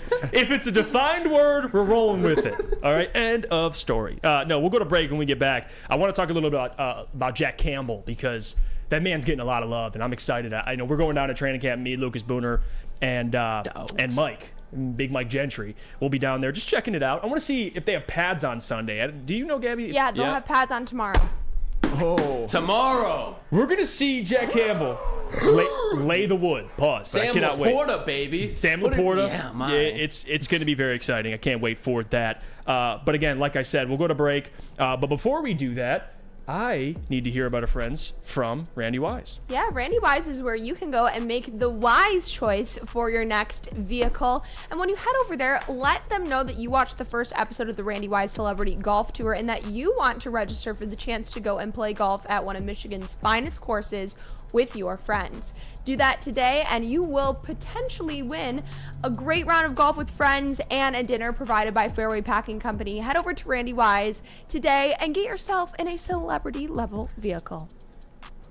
By now you know me, Christina Gennari, as the obvious choice in real estate. And you know my website, soldchristina.com, as your #1 resource for buying or selling your home. Myself, along with my amazing staff, pride ourselves on making your home buying and selling experience a relaxing and easy one. Come see why we are the obvious choice. Christina Gennari at soldchristina.com, the obvious choice in real estate. Love Woodward Sports? Love wearing clothes? Then you should be wearing Woodward Sports clothes. Check out our full line of merch at woodwardsports.com. Just click on shop. We have all your favorite designs, like Dan Campbell kneecaps, Woodward golf, and of course, our own logoed out merchandise. Men, women, infants, kids, all love Woodward Sports. Impress your friends. Impress your boss. Impress your dog. Buy Woodward Sports merch today.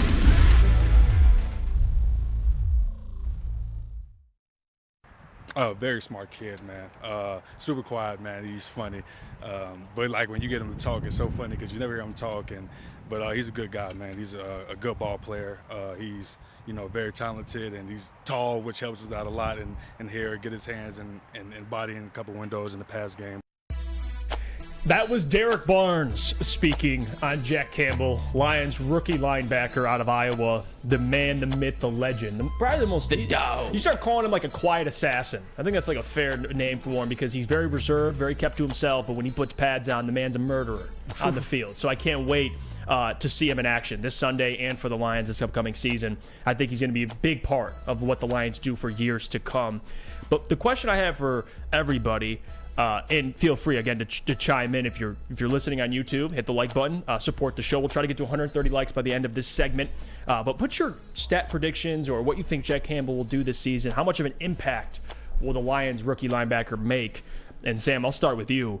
What's the ceiling of a guy like Jack Campbell, and how quickly will he make an impact, do you think, this season? So how quickly will he make an impact day one? He has to at this point. It's almost going to be not quite the same thing, but kind of like Sam Laporta for the tight ends. Come in day one and automatically be the best player. I get that the linebacking core has Malcolm Rodriguez. It has Alex Anzalone. It has Derek Barnes. It's not like they're Shane Zylstra or anything like that, but still, Jack Campbell, he's the only one that I would say has that elite level talent. I mean, he was the only first-round draft pick out of all of them for a reason. I mean, Malcolm Rodriguez was a sixth-round pick for crying out loud. And I like Malcolm Rodriguez, but Jack Campbell has to be better than him, I would say, on day one. That is at least the expectation, no disrespect to Malcolm Rodriguez. I would say that year one, this is just a year one ceiling for Jack Campbell. And I'm saying ceiling, so hold on to your hats. I think his ceiling for year one is to be rookie Leighton Vander Esch, something like that. And Leighton Vander Esch was a guy who had kind of peaked as a rookie. He's had some injuries since then. He had a really good rookie season. He had a great rookie year. He had 140 tackles. He was that guy who's like that throwback linebacker, that tackling machine that's all over the field, kind of like how Jack Campbell was in college, where you're just like, oh my God, everywhere the ball carrier is, Jack Campbell is just a heat-seeking missile to the ball carrier. And I think a guy like Jack Campbell, he will do very very well in the run game to prevent running backs to getting to that third level. He'll be able to make those stops for 3 or 4 instead of for like 7 or 8. I think that's the skill set that Jack Campbell is going to bring. I also think that he will be better in coverage than people think. I think he's gotten a little bit unfairly maligned as a slow-footed, big white guy kind of trying hard linebacker, and I think that's a little bit overblown. He was actually very good in coverage at Iowa. And his athleticism scores were off the charts. His athleticism scores his athleticism scores were elite. I mean, when you actually look at his size and athleticism and you see where he was picked, you could say it was kind of a reach, but if he hits his ceiling, most certainly not. I know, Lucas, you say like half of Luke Kuechly. You know what I just looked at because I was thinking about it more? What's up? And Shaq Leonard out in Indianapolis. I think that would be a really good comparison because those are both really long. I think their builds, like Shaq's kind of a skinnier guy, but as far as how they play the game, what they can do, I think he's really comparable to Shaq Leonard. In his rookie season, he won Defensive Rookie of the Year. Yeah, but this is so he had 107 tackles, 7 sacks, 2 fumble recoveries, and 2 interceptions. I think Campbell can get close to 100 tackles. Alex Anzalone had 100 tackles last year, okay? So I think Jack Campbell, he's going to take his spot eventually. So I think in between 95 and 100 tackles. I don't think he's going to get 7 sacks. He'll probably get like 2 or 3 just because if you go back and watch his film at Iowa, he was a very good pass rusher when they told him to. And I think he gets an interception or 2 because just like Sam alluded to, Jack Campbell is very athletic against tight ends. Outside of Travis Kelce and the Kyle Pitts of the world, he's going to be able to cover those tight ends fine. I think when you bring a guy like T.J. Hockenson, I think that's a perfect guy. You don't have to bring a safety down on T.J. Hockenson. Put Jack Campbell on him in coverage. So I think he gets an interception or 2.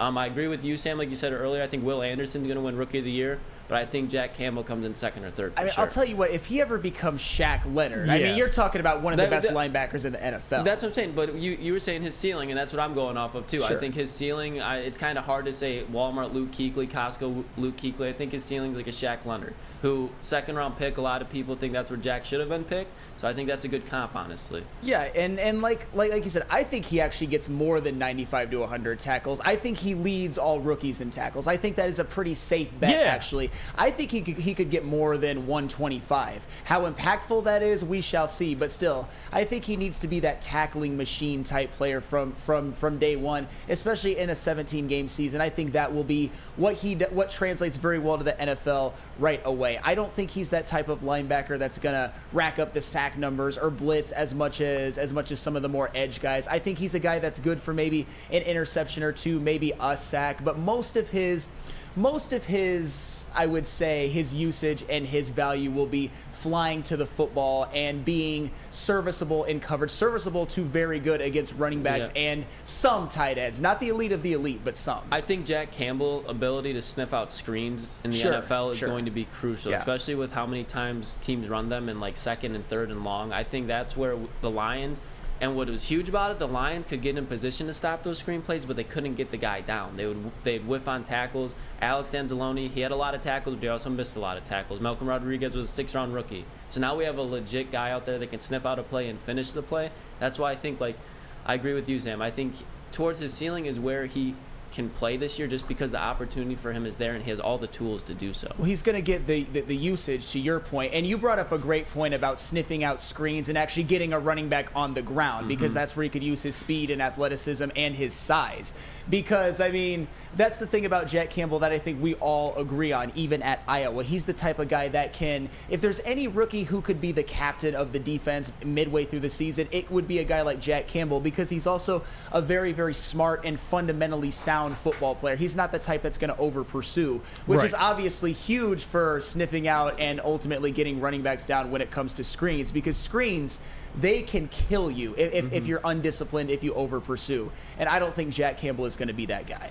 No, and I saw something in the chat, too, about Jack Campbell and how they believe, and I'm going to make sure I get the comment right. Andrew says, I think he'll be a top 10 linebacker next season, which, that, again, I don't think saying a first-round pick, being a top 10 linebacker is super crazy, but even if you look at the top 10 linebackers now, and this is just on Sports Illustrated, and they ranked the top 10 linebackers, and I would say safely the only one that Jack Campbell could maybe be better than. I don't think he'll be better than next season because I think this linebacker's getting better and better. Is Nick Bolton? And Nick Bolton's a stud. No, Nick Bolton's a dog. No, he He's is. Hot take, Flannel. I know you're gonna hate this. I thought Nick Bolton should have been Super Bowl MVP this year. That touchdown that he had made a bunch of crucial tackles. Again, it's no disrespect to Mahomes, but they don't win that game without Nick Bolton. That is 100% true. I just want to address the hype around Jack Campbell because I have confidence. Here's all of his athleticism scores. So when people call him a slow white guy. Yeah, he tested off the charts in every category. I mean, 40-yard dash 4.65 is fine. Especially for a guy who's 6'5" and well over 200 pounds. You know what? For Jack, though, I've seen, you brought up he could be Walmart, Luke Kuechly, and I saw someone say he's Brian Urlacher. Like, I don't want to. We got to kind of chill on what Jack Campbell can be, but there's no doubt with his size, his speed, and now he's already wearing the green dot, or he's testing it out, and they're working him in already.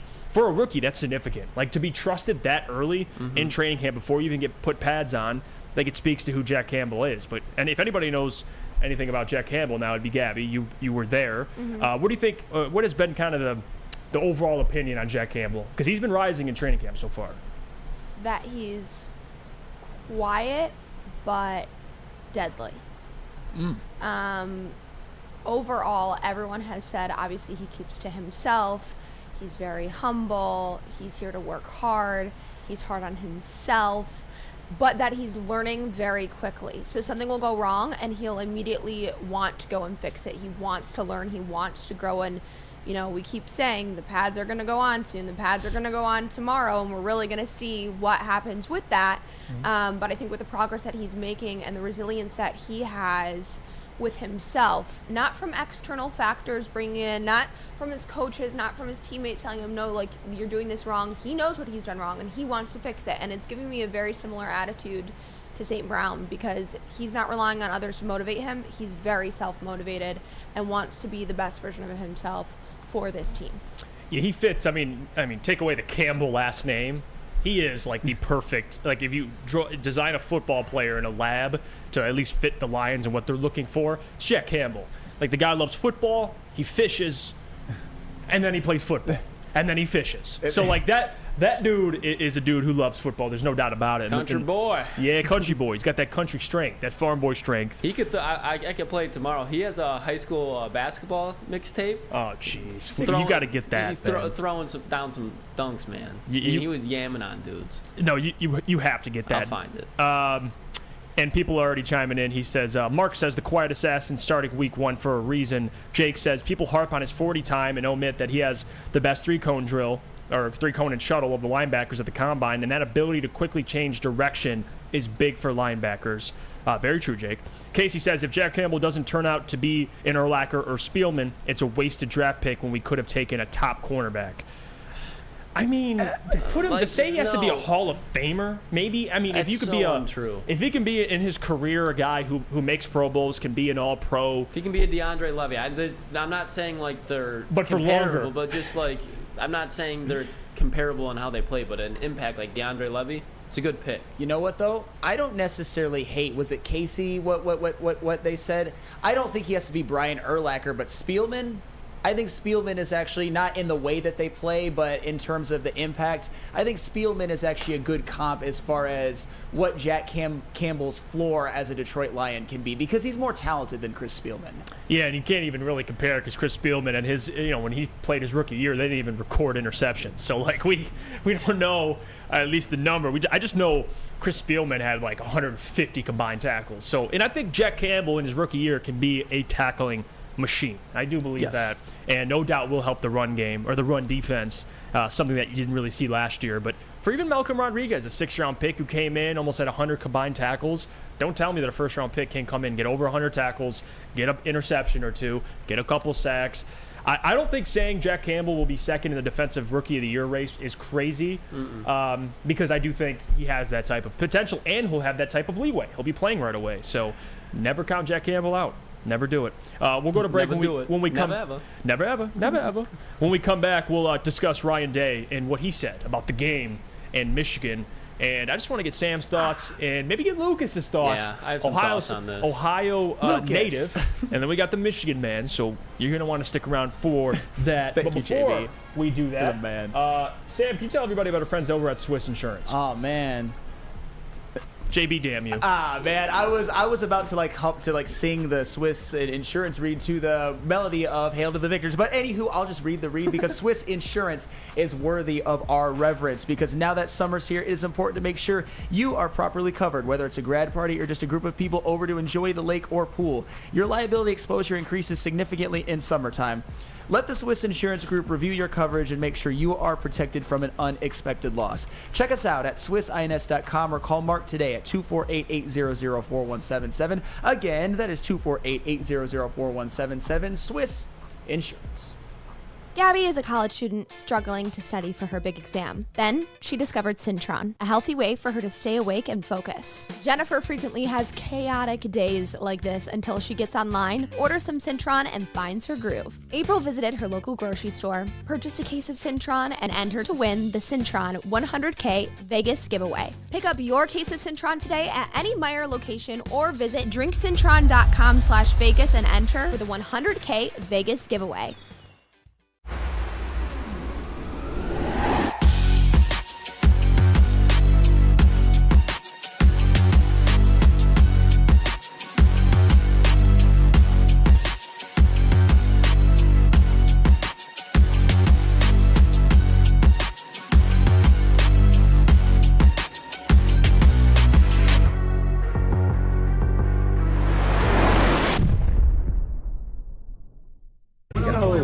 All right, 3, 2. Hey, it's Chris Hansen, Woodward Sports. Let's go. Welcome back to the Morning Woodward Show here on the Woodward Sports Network. Jeff Iafrate, Sam Flannel, JB, Gabby D. Phillips, and Lucas Klotz joining you guys per usual.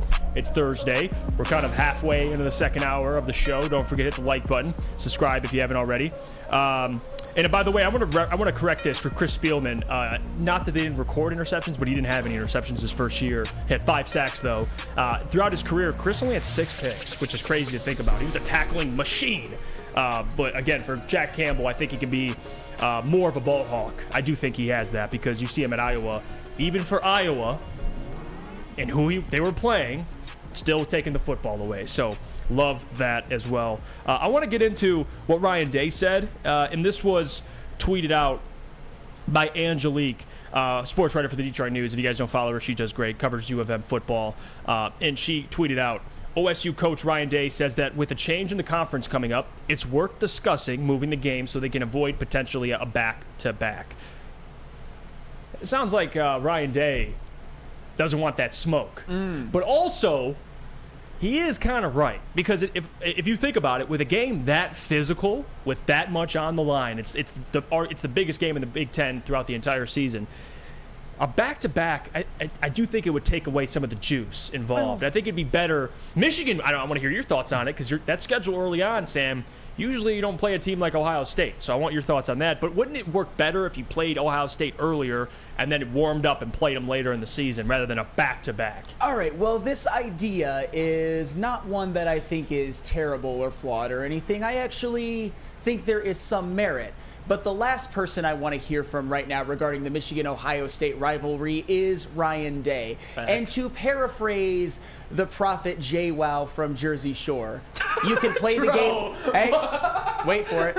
You can play the game at the beginning of the year, you get your ass beat. You can play the game at the middle of the year, you get your ass beat. You can play the game at the end of the year, you get your ass beat. No matter what, you're getting your ass beat at this point, Ryan Day in Ohio State. That is what is happening, because in the last couple of years, Lucas, and you've seen it as somebody who used to be more of an Ohio State guy, Michigan has basically just choked the life out of Ohio State. They've out-physicaled them. They've took their manhood 2 years in a row, mostly on the ground, and especially in 2021, just harassing C.J. Stroud. I think C.J. Stroud still sees Aiden Hutchinson under his bed. Probably in his does nightmares. the way he plays in big games. Hey, that I'm not putting that on C.J. Stroud though. Aiden Hutchinson destroyed him that day, and Ojabo got him once too as well. But at this point, it just feels so good for me as a Michigan fan to kind of see Ohio State and Ryan Day shooketh and scared. And I'll tell you what, this shooketh and scared, because that is what they are. Because for the longest time, Ohio State just dominated the rivalry, as we all know, including in 2019 when Ryan Day was the coach,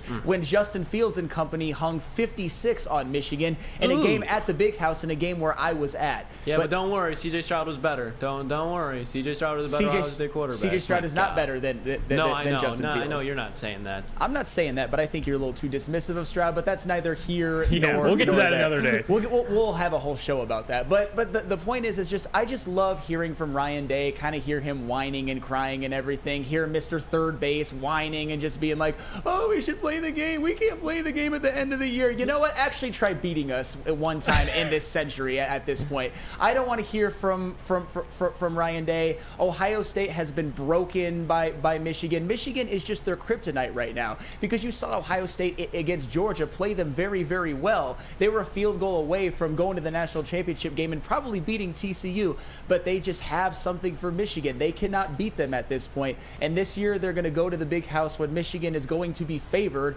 for, I believe, the first time in many, many years. I would argue they could be favored by multiple points, maybe 5.5. And then they're going to get that smoke. They're going to get what's coming to them. And then Ohio State fans are going to clamor for Ryan Day to be fired, and I am going to love it. So the last person I want to hear about regarding the Michigan-Ohio State rivalry is Ryan Day. And to be fair, if Jim Harbaugh would have said something like this in 2018 or 2019, I would have said the exact same thing, because you have no room to talk, because at the time he hadn't beaten them yet. Right now the rivalry is Michigan's, and Ryan Day is getting a lot of heat from Ohio State fans who are used to beating Michigan became like their birthright for many, many years until now. And now it's Michigan's birthright for the foreseeable future. I love it. Go. What was that? What the hell was that? Just confused Jeff. I just flustered the hell out of me. I thought that was Lucas. I was gonna say, did that confuse you? My bad. What was it? What was that? Well, roasted. Oh, I was like, what, Lucas? You say? Okay. No, I feel the same way Flannel does. This makes Ohio State fans look soft. Ryan Day, I couldn't say more mean words about him. I can't stand the guy. C.J. Stroud, can't stand the guy. Everything that Flannel just said is spot on, because it's true. This man should have nothing to do with talking about what Ohio State should do when you don't do what Ohio State should do, which is beat Michigan. You did it once, and you got a first-round quarterback out of it, and a legit one, not C.J. Stroud, Justin Fields. So he had a quarterback. He had a plethora of weapons, and Michigan was having their down year. Now when it's actually time for you to coach, you want to dictate how the game's played. It's soft. I can't stand Ryan Day. This is why Ohio State is on the decline. This man single-handedly, and C.J. Stroud. Now that he's out of there. Sam, what did you do to this man? It's Ryan Day. I can't stand the guy. I'll say, I think you converted him to. Are you a Michigan fan? No, I'm still an Ohio State fan. It's Kyle McCord's season. It's Marvin Harrison's season. Oh no! But no, he didn't say Kyle McCord's season. I can't stand Ryan Day. Him and C.J. Stroud single-handedly have made me stop watching Ohio State every Saturday. I'm excited to see what the hell Kyle McCord is. Like, I just want to see Sam Flannel's reaction if he's because in my opinion, he's not going to be C.J. Stroud. I don't think so. I think it's very likely that he puts up stats just like every other Ohio State quarterback has put up stats. I just don't know how good Kyle McCord is. And I think Michigan, who cares when the game's played, they're still going to beat them. I think they're far better this season, but we shall see. We'll go to break a little early because I want to get to what's trending with Lucas, and I want to get to mailbag because we kind of cut mailbag a little short yesterday. So I want to make sure. We'll make 9:40 quick. Yeah, well, I don't want you to make it quick. You got some fire. Yeah, it doesn't need to be much. Yeah, what I have is good. My guy. All right. Sam Flannel, you got to tell us about our friends over at Planet Fitness. Oh yes, Flex best time of the day. Now that I'm all jacked up on my Michigan Kool-Aid too, along with my Lions Kool-Aid, I'm gonna get more jacked than I already am at Planet Fitness probably later because I got some energy. I got some energy to work out with my curls and with the shoulders and like the triceps. I also do not skip leg day for the record, but I'm not gonna put the calves on the table right now. Save that for a Detroit Lions win. But Planet Fitness is home in the judgment-free zone where anyone, we mean anyone, can feel comfortable and work on their fitness goals. We are here to help you build a lasting, active lifestyle. At Planet Fitness, you will experience a squeaky clean gym that has tons of equipment, a full body workout in just 30 minutes, and the 30-minute circuit, and all memberships include fitness training. You get all of this for only $10 a month. Yes, only $10 a month. Your fitness is essential, and fitness is a key part of physical and mental wellness, which is why we have invited teens between the ages of 14 and 19 to work out free all summer long with our high school summer pass program. For more information or to join today, visit your local Planet Fitness or planetfitness.com. No matter where you are, there's a Planet Fitness close by. There are more than 50 in Metro Detroit and thousands more throughout the world. It's Planet Fitness, where your fitness is essential. Big Boy Strawberry Fest has officially arrived, and we're here to show you the very best flavors of the season. Satisfy your sweet tooth with our deep-fried vanilla Oreos, strawberry hot fudge cake, and a slice of our classic strawberry pie. But that's not all. Cool off on a refreshing summer splash salad, or savor the flavors of our chicken Caesar wrap and strawberry bacon chicken wrap. And for breakfast lovers, don't miss out on our strawberry hotcakes or our mouth-watering red velvet waffle. Strawberry Fest is something for everyone. Celebrate the sweet season with us at Big Boy. Your childhood may be over, but certainly playtime is not. Outdoor Equipment Company is your source for outdoor power equipment sales, service, and parts. Carrying top brands such as Bad Boy LS Tractor, Still, and much more. They service the Great Lakes region with locations in Metro Detroit and Greater Lansing. For more information, visit them, Outdoor Equipment, OutdoorEquipCo.com. You see it above me if you're watching on YouTube. Outdoor Equipment Company, your power equipment playground. Welcome back to the Morning Woodward Show here on the Woodward Sports Network. If you haven't already, because there's plenty of guys chiming into the chat thread, hit the like button if you haven't already. Like the stream. Yeah, we'll try to get to past 150 by the end of What's Trending with Lucas, but it is that time. Check your watches, everybody. I don't have a watch on, but I'd check it if I did. It's 9:40. It's time for What's Trending with Lucas. It is time, and I found a gem, baby. I was on Twitter yesterday, and Slam Ball is back. It's back on ESPN, and man, is this just fun to watch. Here it comes, here it comes. Oh. Here we go. Here we go. Let's go. Just Get that helmet. Him broke his arm. Oh my God. Bad, they're down 30. Oh, a collision at the top of the key. Hey, collision's a collision. Hey, to listen. Me. I'm here for it. Look, you don't get it in, so it's only 2. Oh! What a hit! That's what I'm talking about. Jahad Shockley laying that I told hammer. you guys just take one. Yeah. Send a message. That's what I've been That's waiting to see. what we waiting to see. He didn't even see him coming. Oh, cheering. He cheering for him, all right. Oh! Go in to dunk. You got to leave him alone. But oh, good hit. Rebound, Stanford. Hit him up. I played Los with Angeles. I played with his dad, and he was a thumper out here, and he was an MMA guy. Oh, ran him over. Get out of my way. Get out. Okay.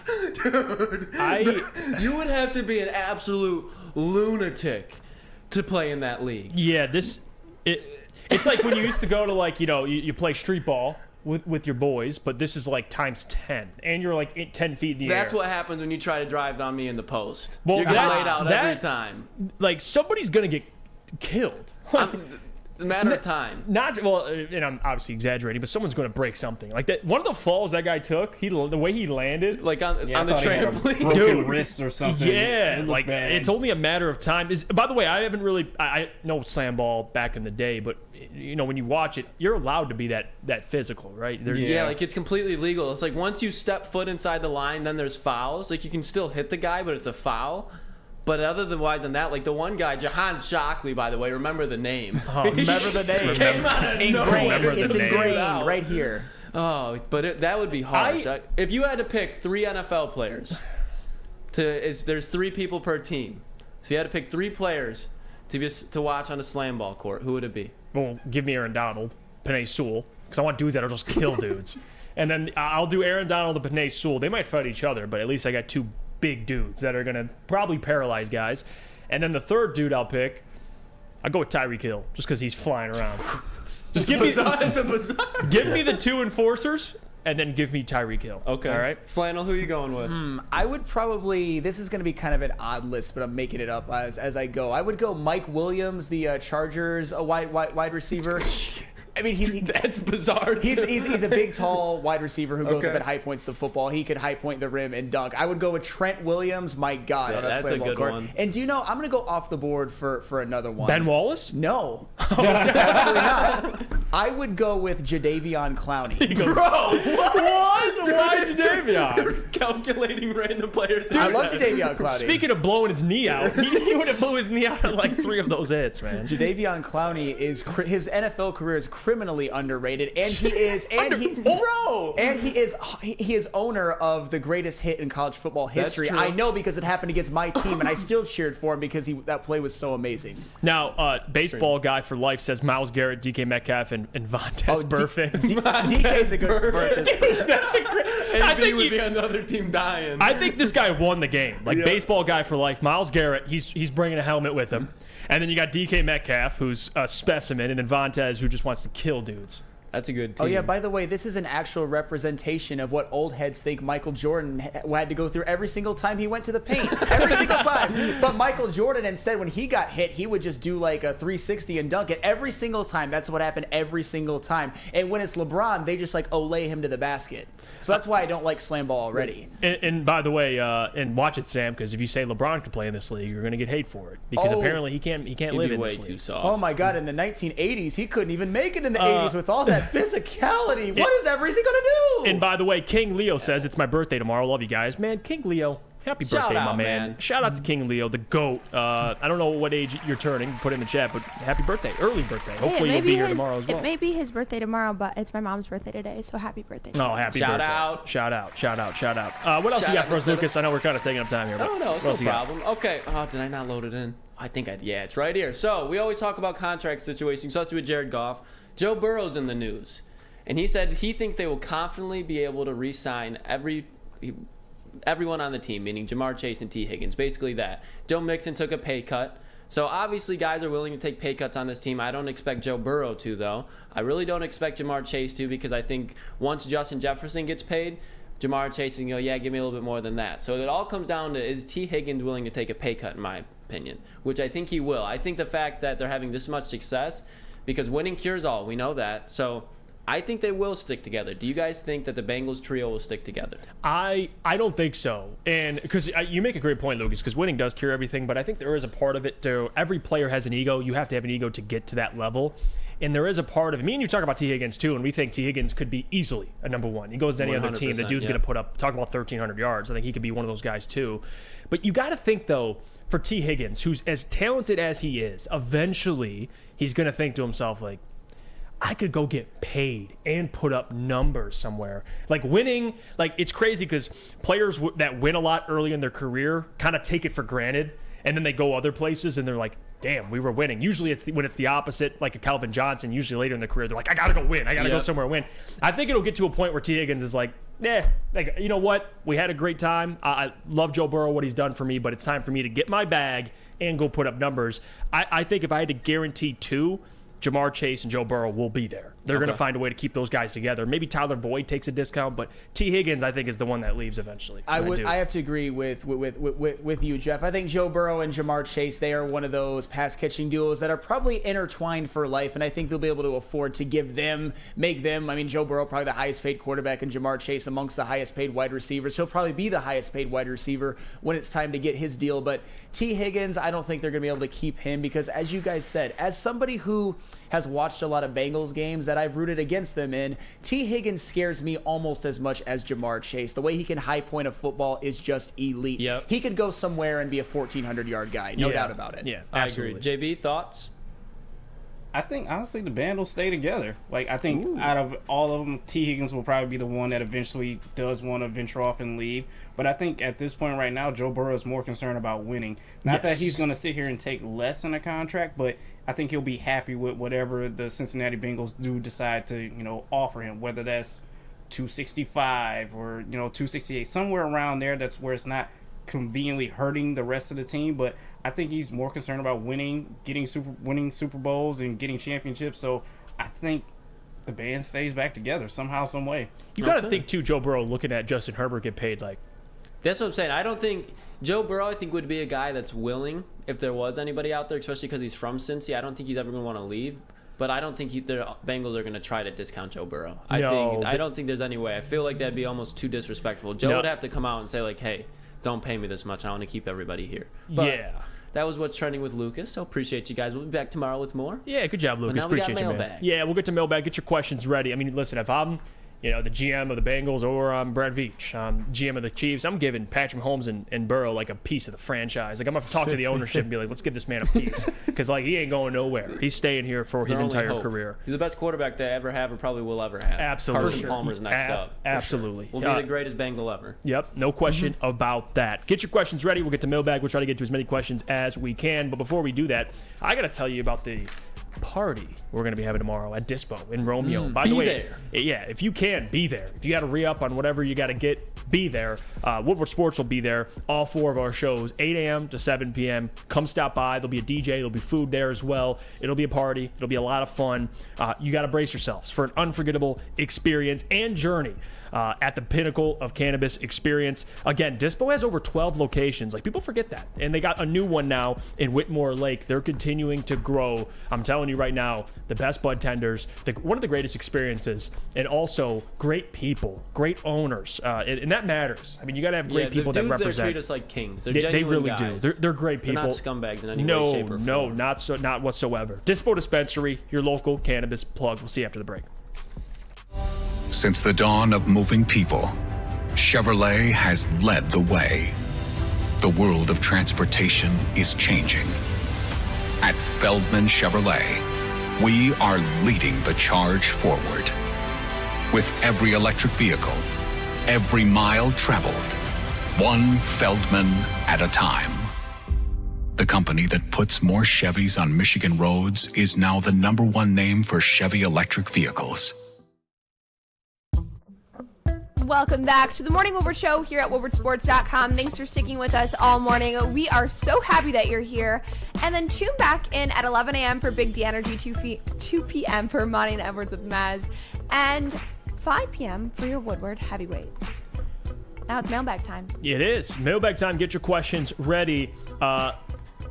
Dre says, mailbag, bigger what if? Charles Rogers or Justin Blackmon? Ooh, that's a tough one. Me and Flannel were just talking about Justin Blackmon yesterday. Yeah. Justin Blackmon, I think, has to be it. He had a 1,500 yard, I think a 1,600 yard, maybe it was 1,400 and 1,500 yard, but probably one of the best, if not the best college receiver of all time. Michael Crabtree's up there statistically, but Justin Blackmon was a dog. Well, and also Justin Blackmon, he actually showed something in the NFL, and I'm not here to rain on the Charles Rogers parade. He's one of the most tragic stories in the history of professional sports at this point, certainly the NFL, and I think injuries did him in more than anything, because I think it was his rookie year, he had a clavicle injury, and then the next year in off-season workouts, he had one while doing, I believe, a speed drill with Dre Bly, so he never really got a chance to show what he could do. Justin Blackmon, on the other hand, his rookie year, he had 865 receiving yards, and before he got suspended his second year, he had 415 in 4 games. Justin Blackmon was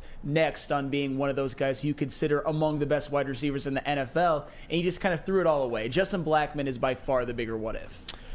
This question here, Kenji says, JB, are you excited for SummerSlam? Which matches are you most excited for?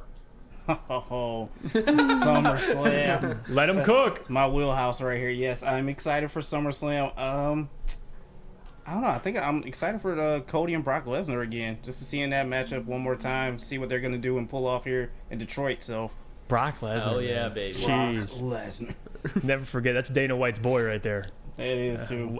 Man. Let's get to some more of these questions. And Lucian chiming in. Week 1 QB stats. I think Goff could have a better QBR than Mahomes for that game. Ooh, I mean, well, a better QBR. I don't think it's crazy. If you want to predict his stats, I think Goff comes out, throws for 200 yards. Because, again, they're going to be pounding the football, too. They're going to be running the football, so I don't think he airs it out the entire game. And I don't know if the game will be super high scoring. I think week 1, everything, it's the first week of the season. Everything's a little rusty. I think defensively lines will look good, hopefully. Fingers crossed, on the road. But I could see Jared going for, 200 passing yards, 2 touchdowns, maybe a pick. I think he can do something like that. Not a bad game, but good enough. I think he can win the game. No, I don't think he's going to have a higher QBR than Patrick Mahomes. Yeah, I'm on the record saying I know you guys are not going to like this. I think the Chiefs win in week 1, but it won't affect the Lions season in any way, shape, or form. They'll bounce back in week 2, home versus Seattle. I just think it's a big ask to go into Arrowhead week 1, that environment with Patrick Mahomes. I understand a lot of you feel that way right now, but Patrick Mahomes, guys, he is the best quarterback I've ever seen. Go ahead, Lucas. Did you guys see that Kadarius Toney is most likely going to be out week 1 versus the Lions too? Yeah. That's huge. Yeah. That's huge, because that's one of those things where it's like you got to let Travis Kelce and Patrick Mahomes, if they go off, that's fine. But if Kadarius Toney goes out, that's their number 1 guy. Oh, that's Isaiah going to be Patinko huge is week also 1. banged up as well. You know who I like a lot? Sky Moore season. Go ahead. Rasheed Rice. Yeah, I like Rasheed Rice a lot, man. And he's Kadarius Toney. Yeah, he's nice, but like I don't know if that's like he's going to have a big season for them. They're like they're banking on Kadarius Toney to be their number one wide receiver. I guess somebody has to. I mean, that wide receiver course, somebody has to pop off. I don't know who it'll be. Sky Moore season. Who knows? Touchdown in the Super Bowl. Joshua asks, do we draft a kicker next year? I think so. I mean, I don't know if there'll be another Moody, but I think late in the draft, you got to address that kicker position at some point. I like Riley Patterson, but there's a reason why he was, the Lions got rid of him. And then the Jaguars kind of just said no thanks. Like, not saying he's bad, but yeah, I think kicker, you're going to have to find your next 15-year kicker, guy that stays here and can be solid for you. Patterson looked good yesterday, but it was still like a battle between him and Romo. Like, you can tell that they still are unsure of who their lead is going to be. Yeah, see, I think drafting a kicker in the future is definitely on the table. I don't want to see Romo in a Lions jersey. Like, I just don't like the thought of that. Like Lions jersey with Romo on the back of it. No, thank you. That's thank fair you. too. Jesse asks, Jeff, JB, Lucas, of the people who work at this network, who has burners? I'm gonna guess Sam, Ryan, Easy. Oh, I've created one and still has one. Burners? I don't know. I know Lucas. You might have a couple. I had one, but I use basically my main Twitter. Yeah, Lucas kind of just. I don't really need a burner.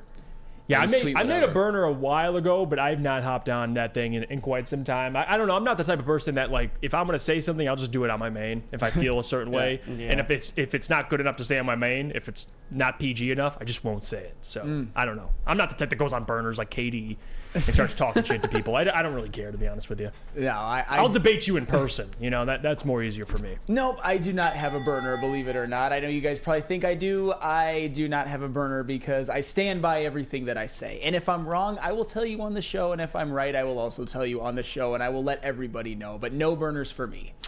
Answer 14, mailbag. What is the threshold for the Lions being seriously in the Super Bowl conversation? I mean, I know people want me to say, like, we're here. Like, the Super Bowl.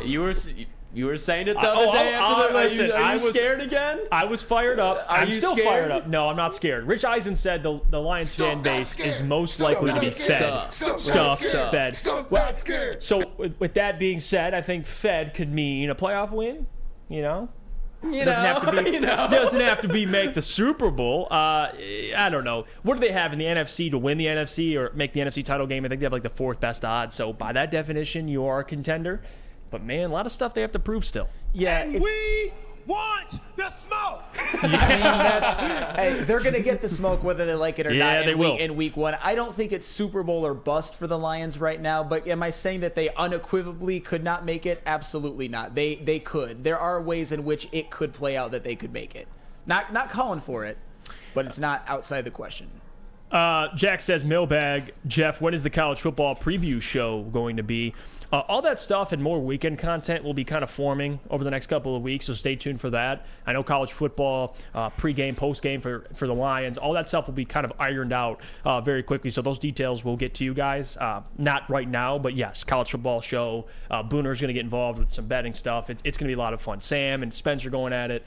A lot of stuff being planned behind the scenes, guys. You're going to want to stay tuned for that. Broder says, JB's on fire today. Real talk. Yes, he JB's is. always on fire. JB's always cooking. Respect. Thanks, bro. He's a Gordon Appreciate Ramsay. that.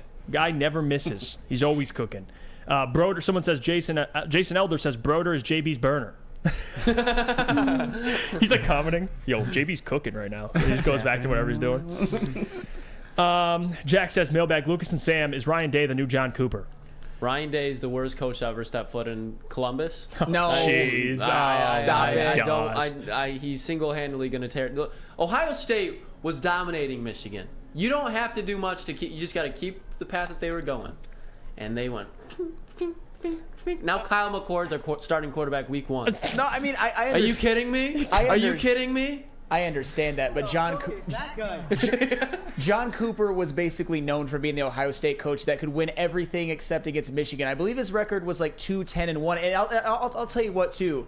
Those 95 and 96 Ohio State teams, Ohio State was the better team. They had national championship aspirations, and they still lost to Michigan. And of course, Ohio State in 1997 got what was coming to them at Ann Arbor when Michigan was the national championship aspiration team that actually won the national championship. But yeah, I think it's too early to call Ryan Day John Cooper. I think John Cooper is still... Speak for yourself. Okay, fair enough. But Speak for yourself. You have a little bit of Ryan Day and C.J. Stroud derangement syndrome, and that's okay.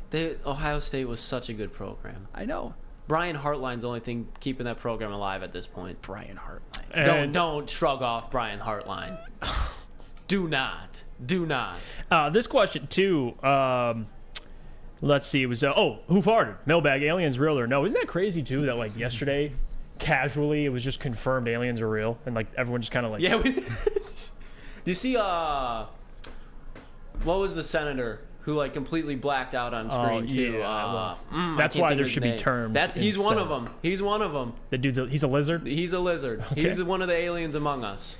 Yeah, like it's The look of concern on Lucas's face. He was really. What's his name, Gabby? Do you remember? The chat I didn't even know this happened yesterday. I was in like full Lions football land. He was literally sleeping on aliens. Like, you know, people got to stop sleeping on the fact there's aliens. Mitch McConnell said, "No bet, I'm sleeping on aliens right now, dude." And yeah, it is crazy. Aliens are here. We're all screwed. But guess what? You have the Morning Woodward show to tune into before they take over. You from the alien thoughts. Yeah. Don't let it distract you from aliens, because it is a real thing. But we appreciate you guys for taking time out of your morning to join the Morning Woodward Show. Don't forget on your way out, hit the like button, show some love. Until tomorrow, Jeff Iafrate, Sam Flannel JB, Gabby D. Phillips, and Lucas Klotz, we thank you. And as always, have a great morning. Big D Energy, 11 to 1. Don't forget to tune in. Tomorrow, we got another great show planned. We'll see you guys then.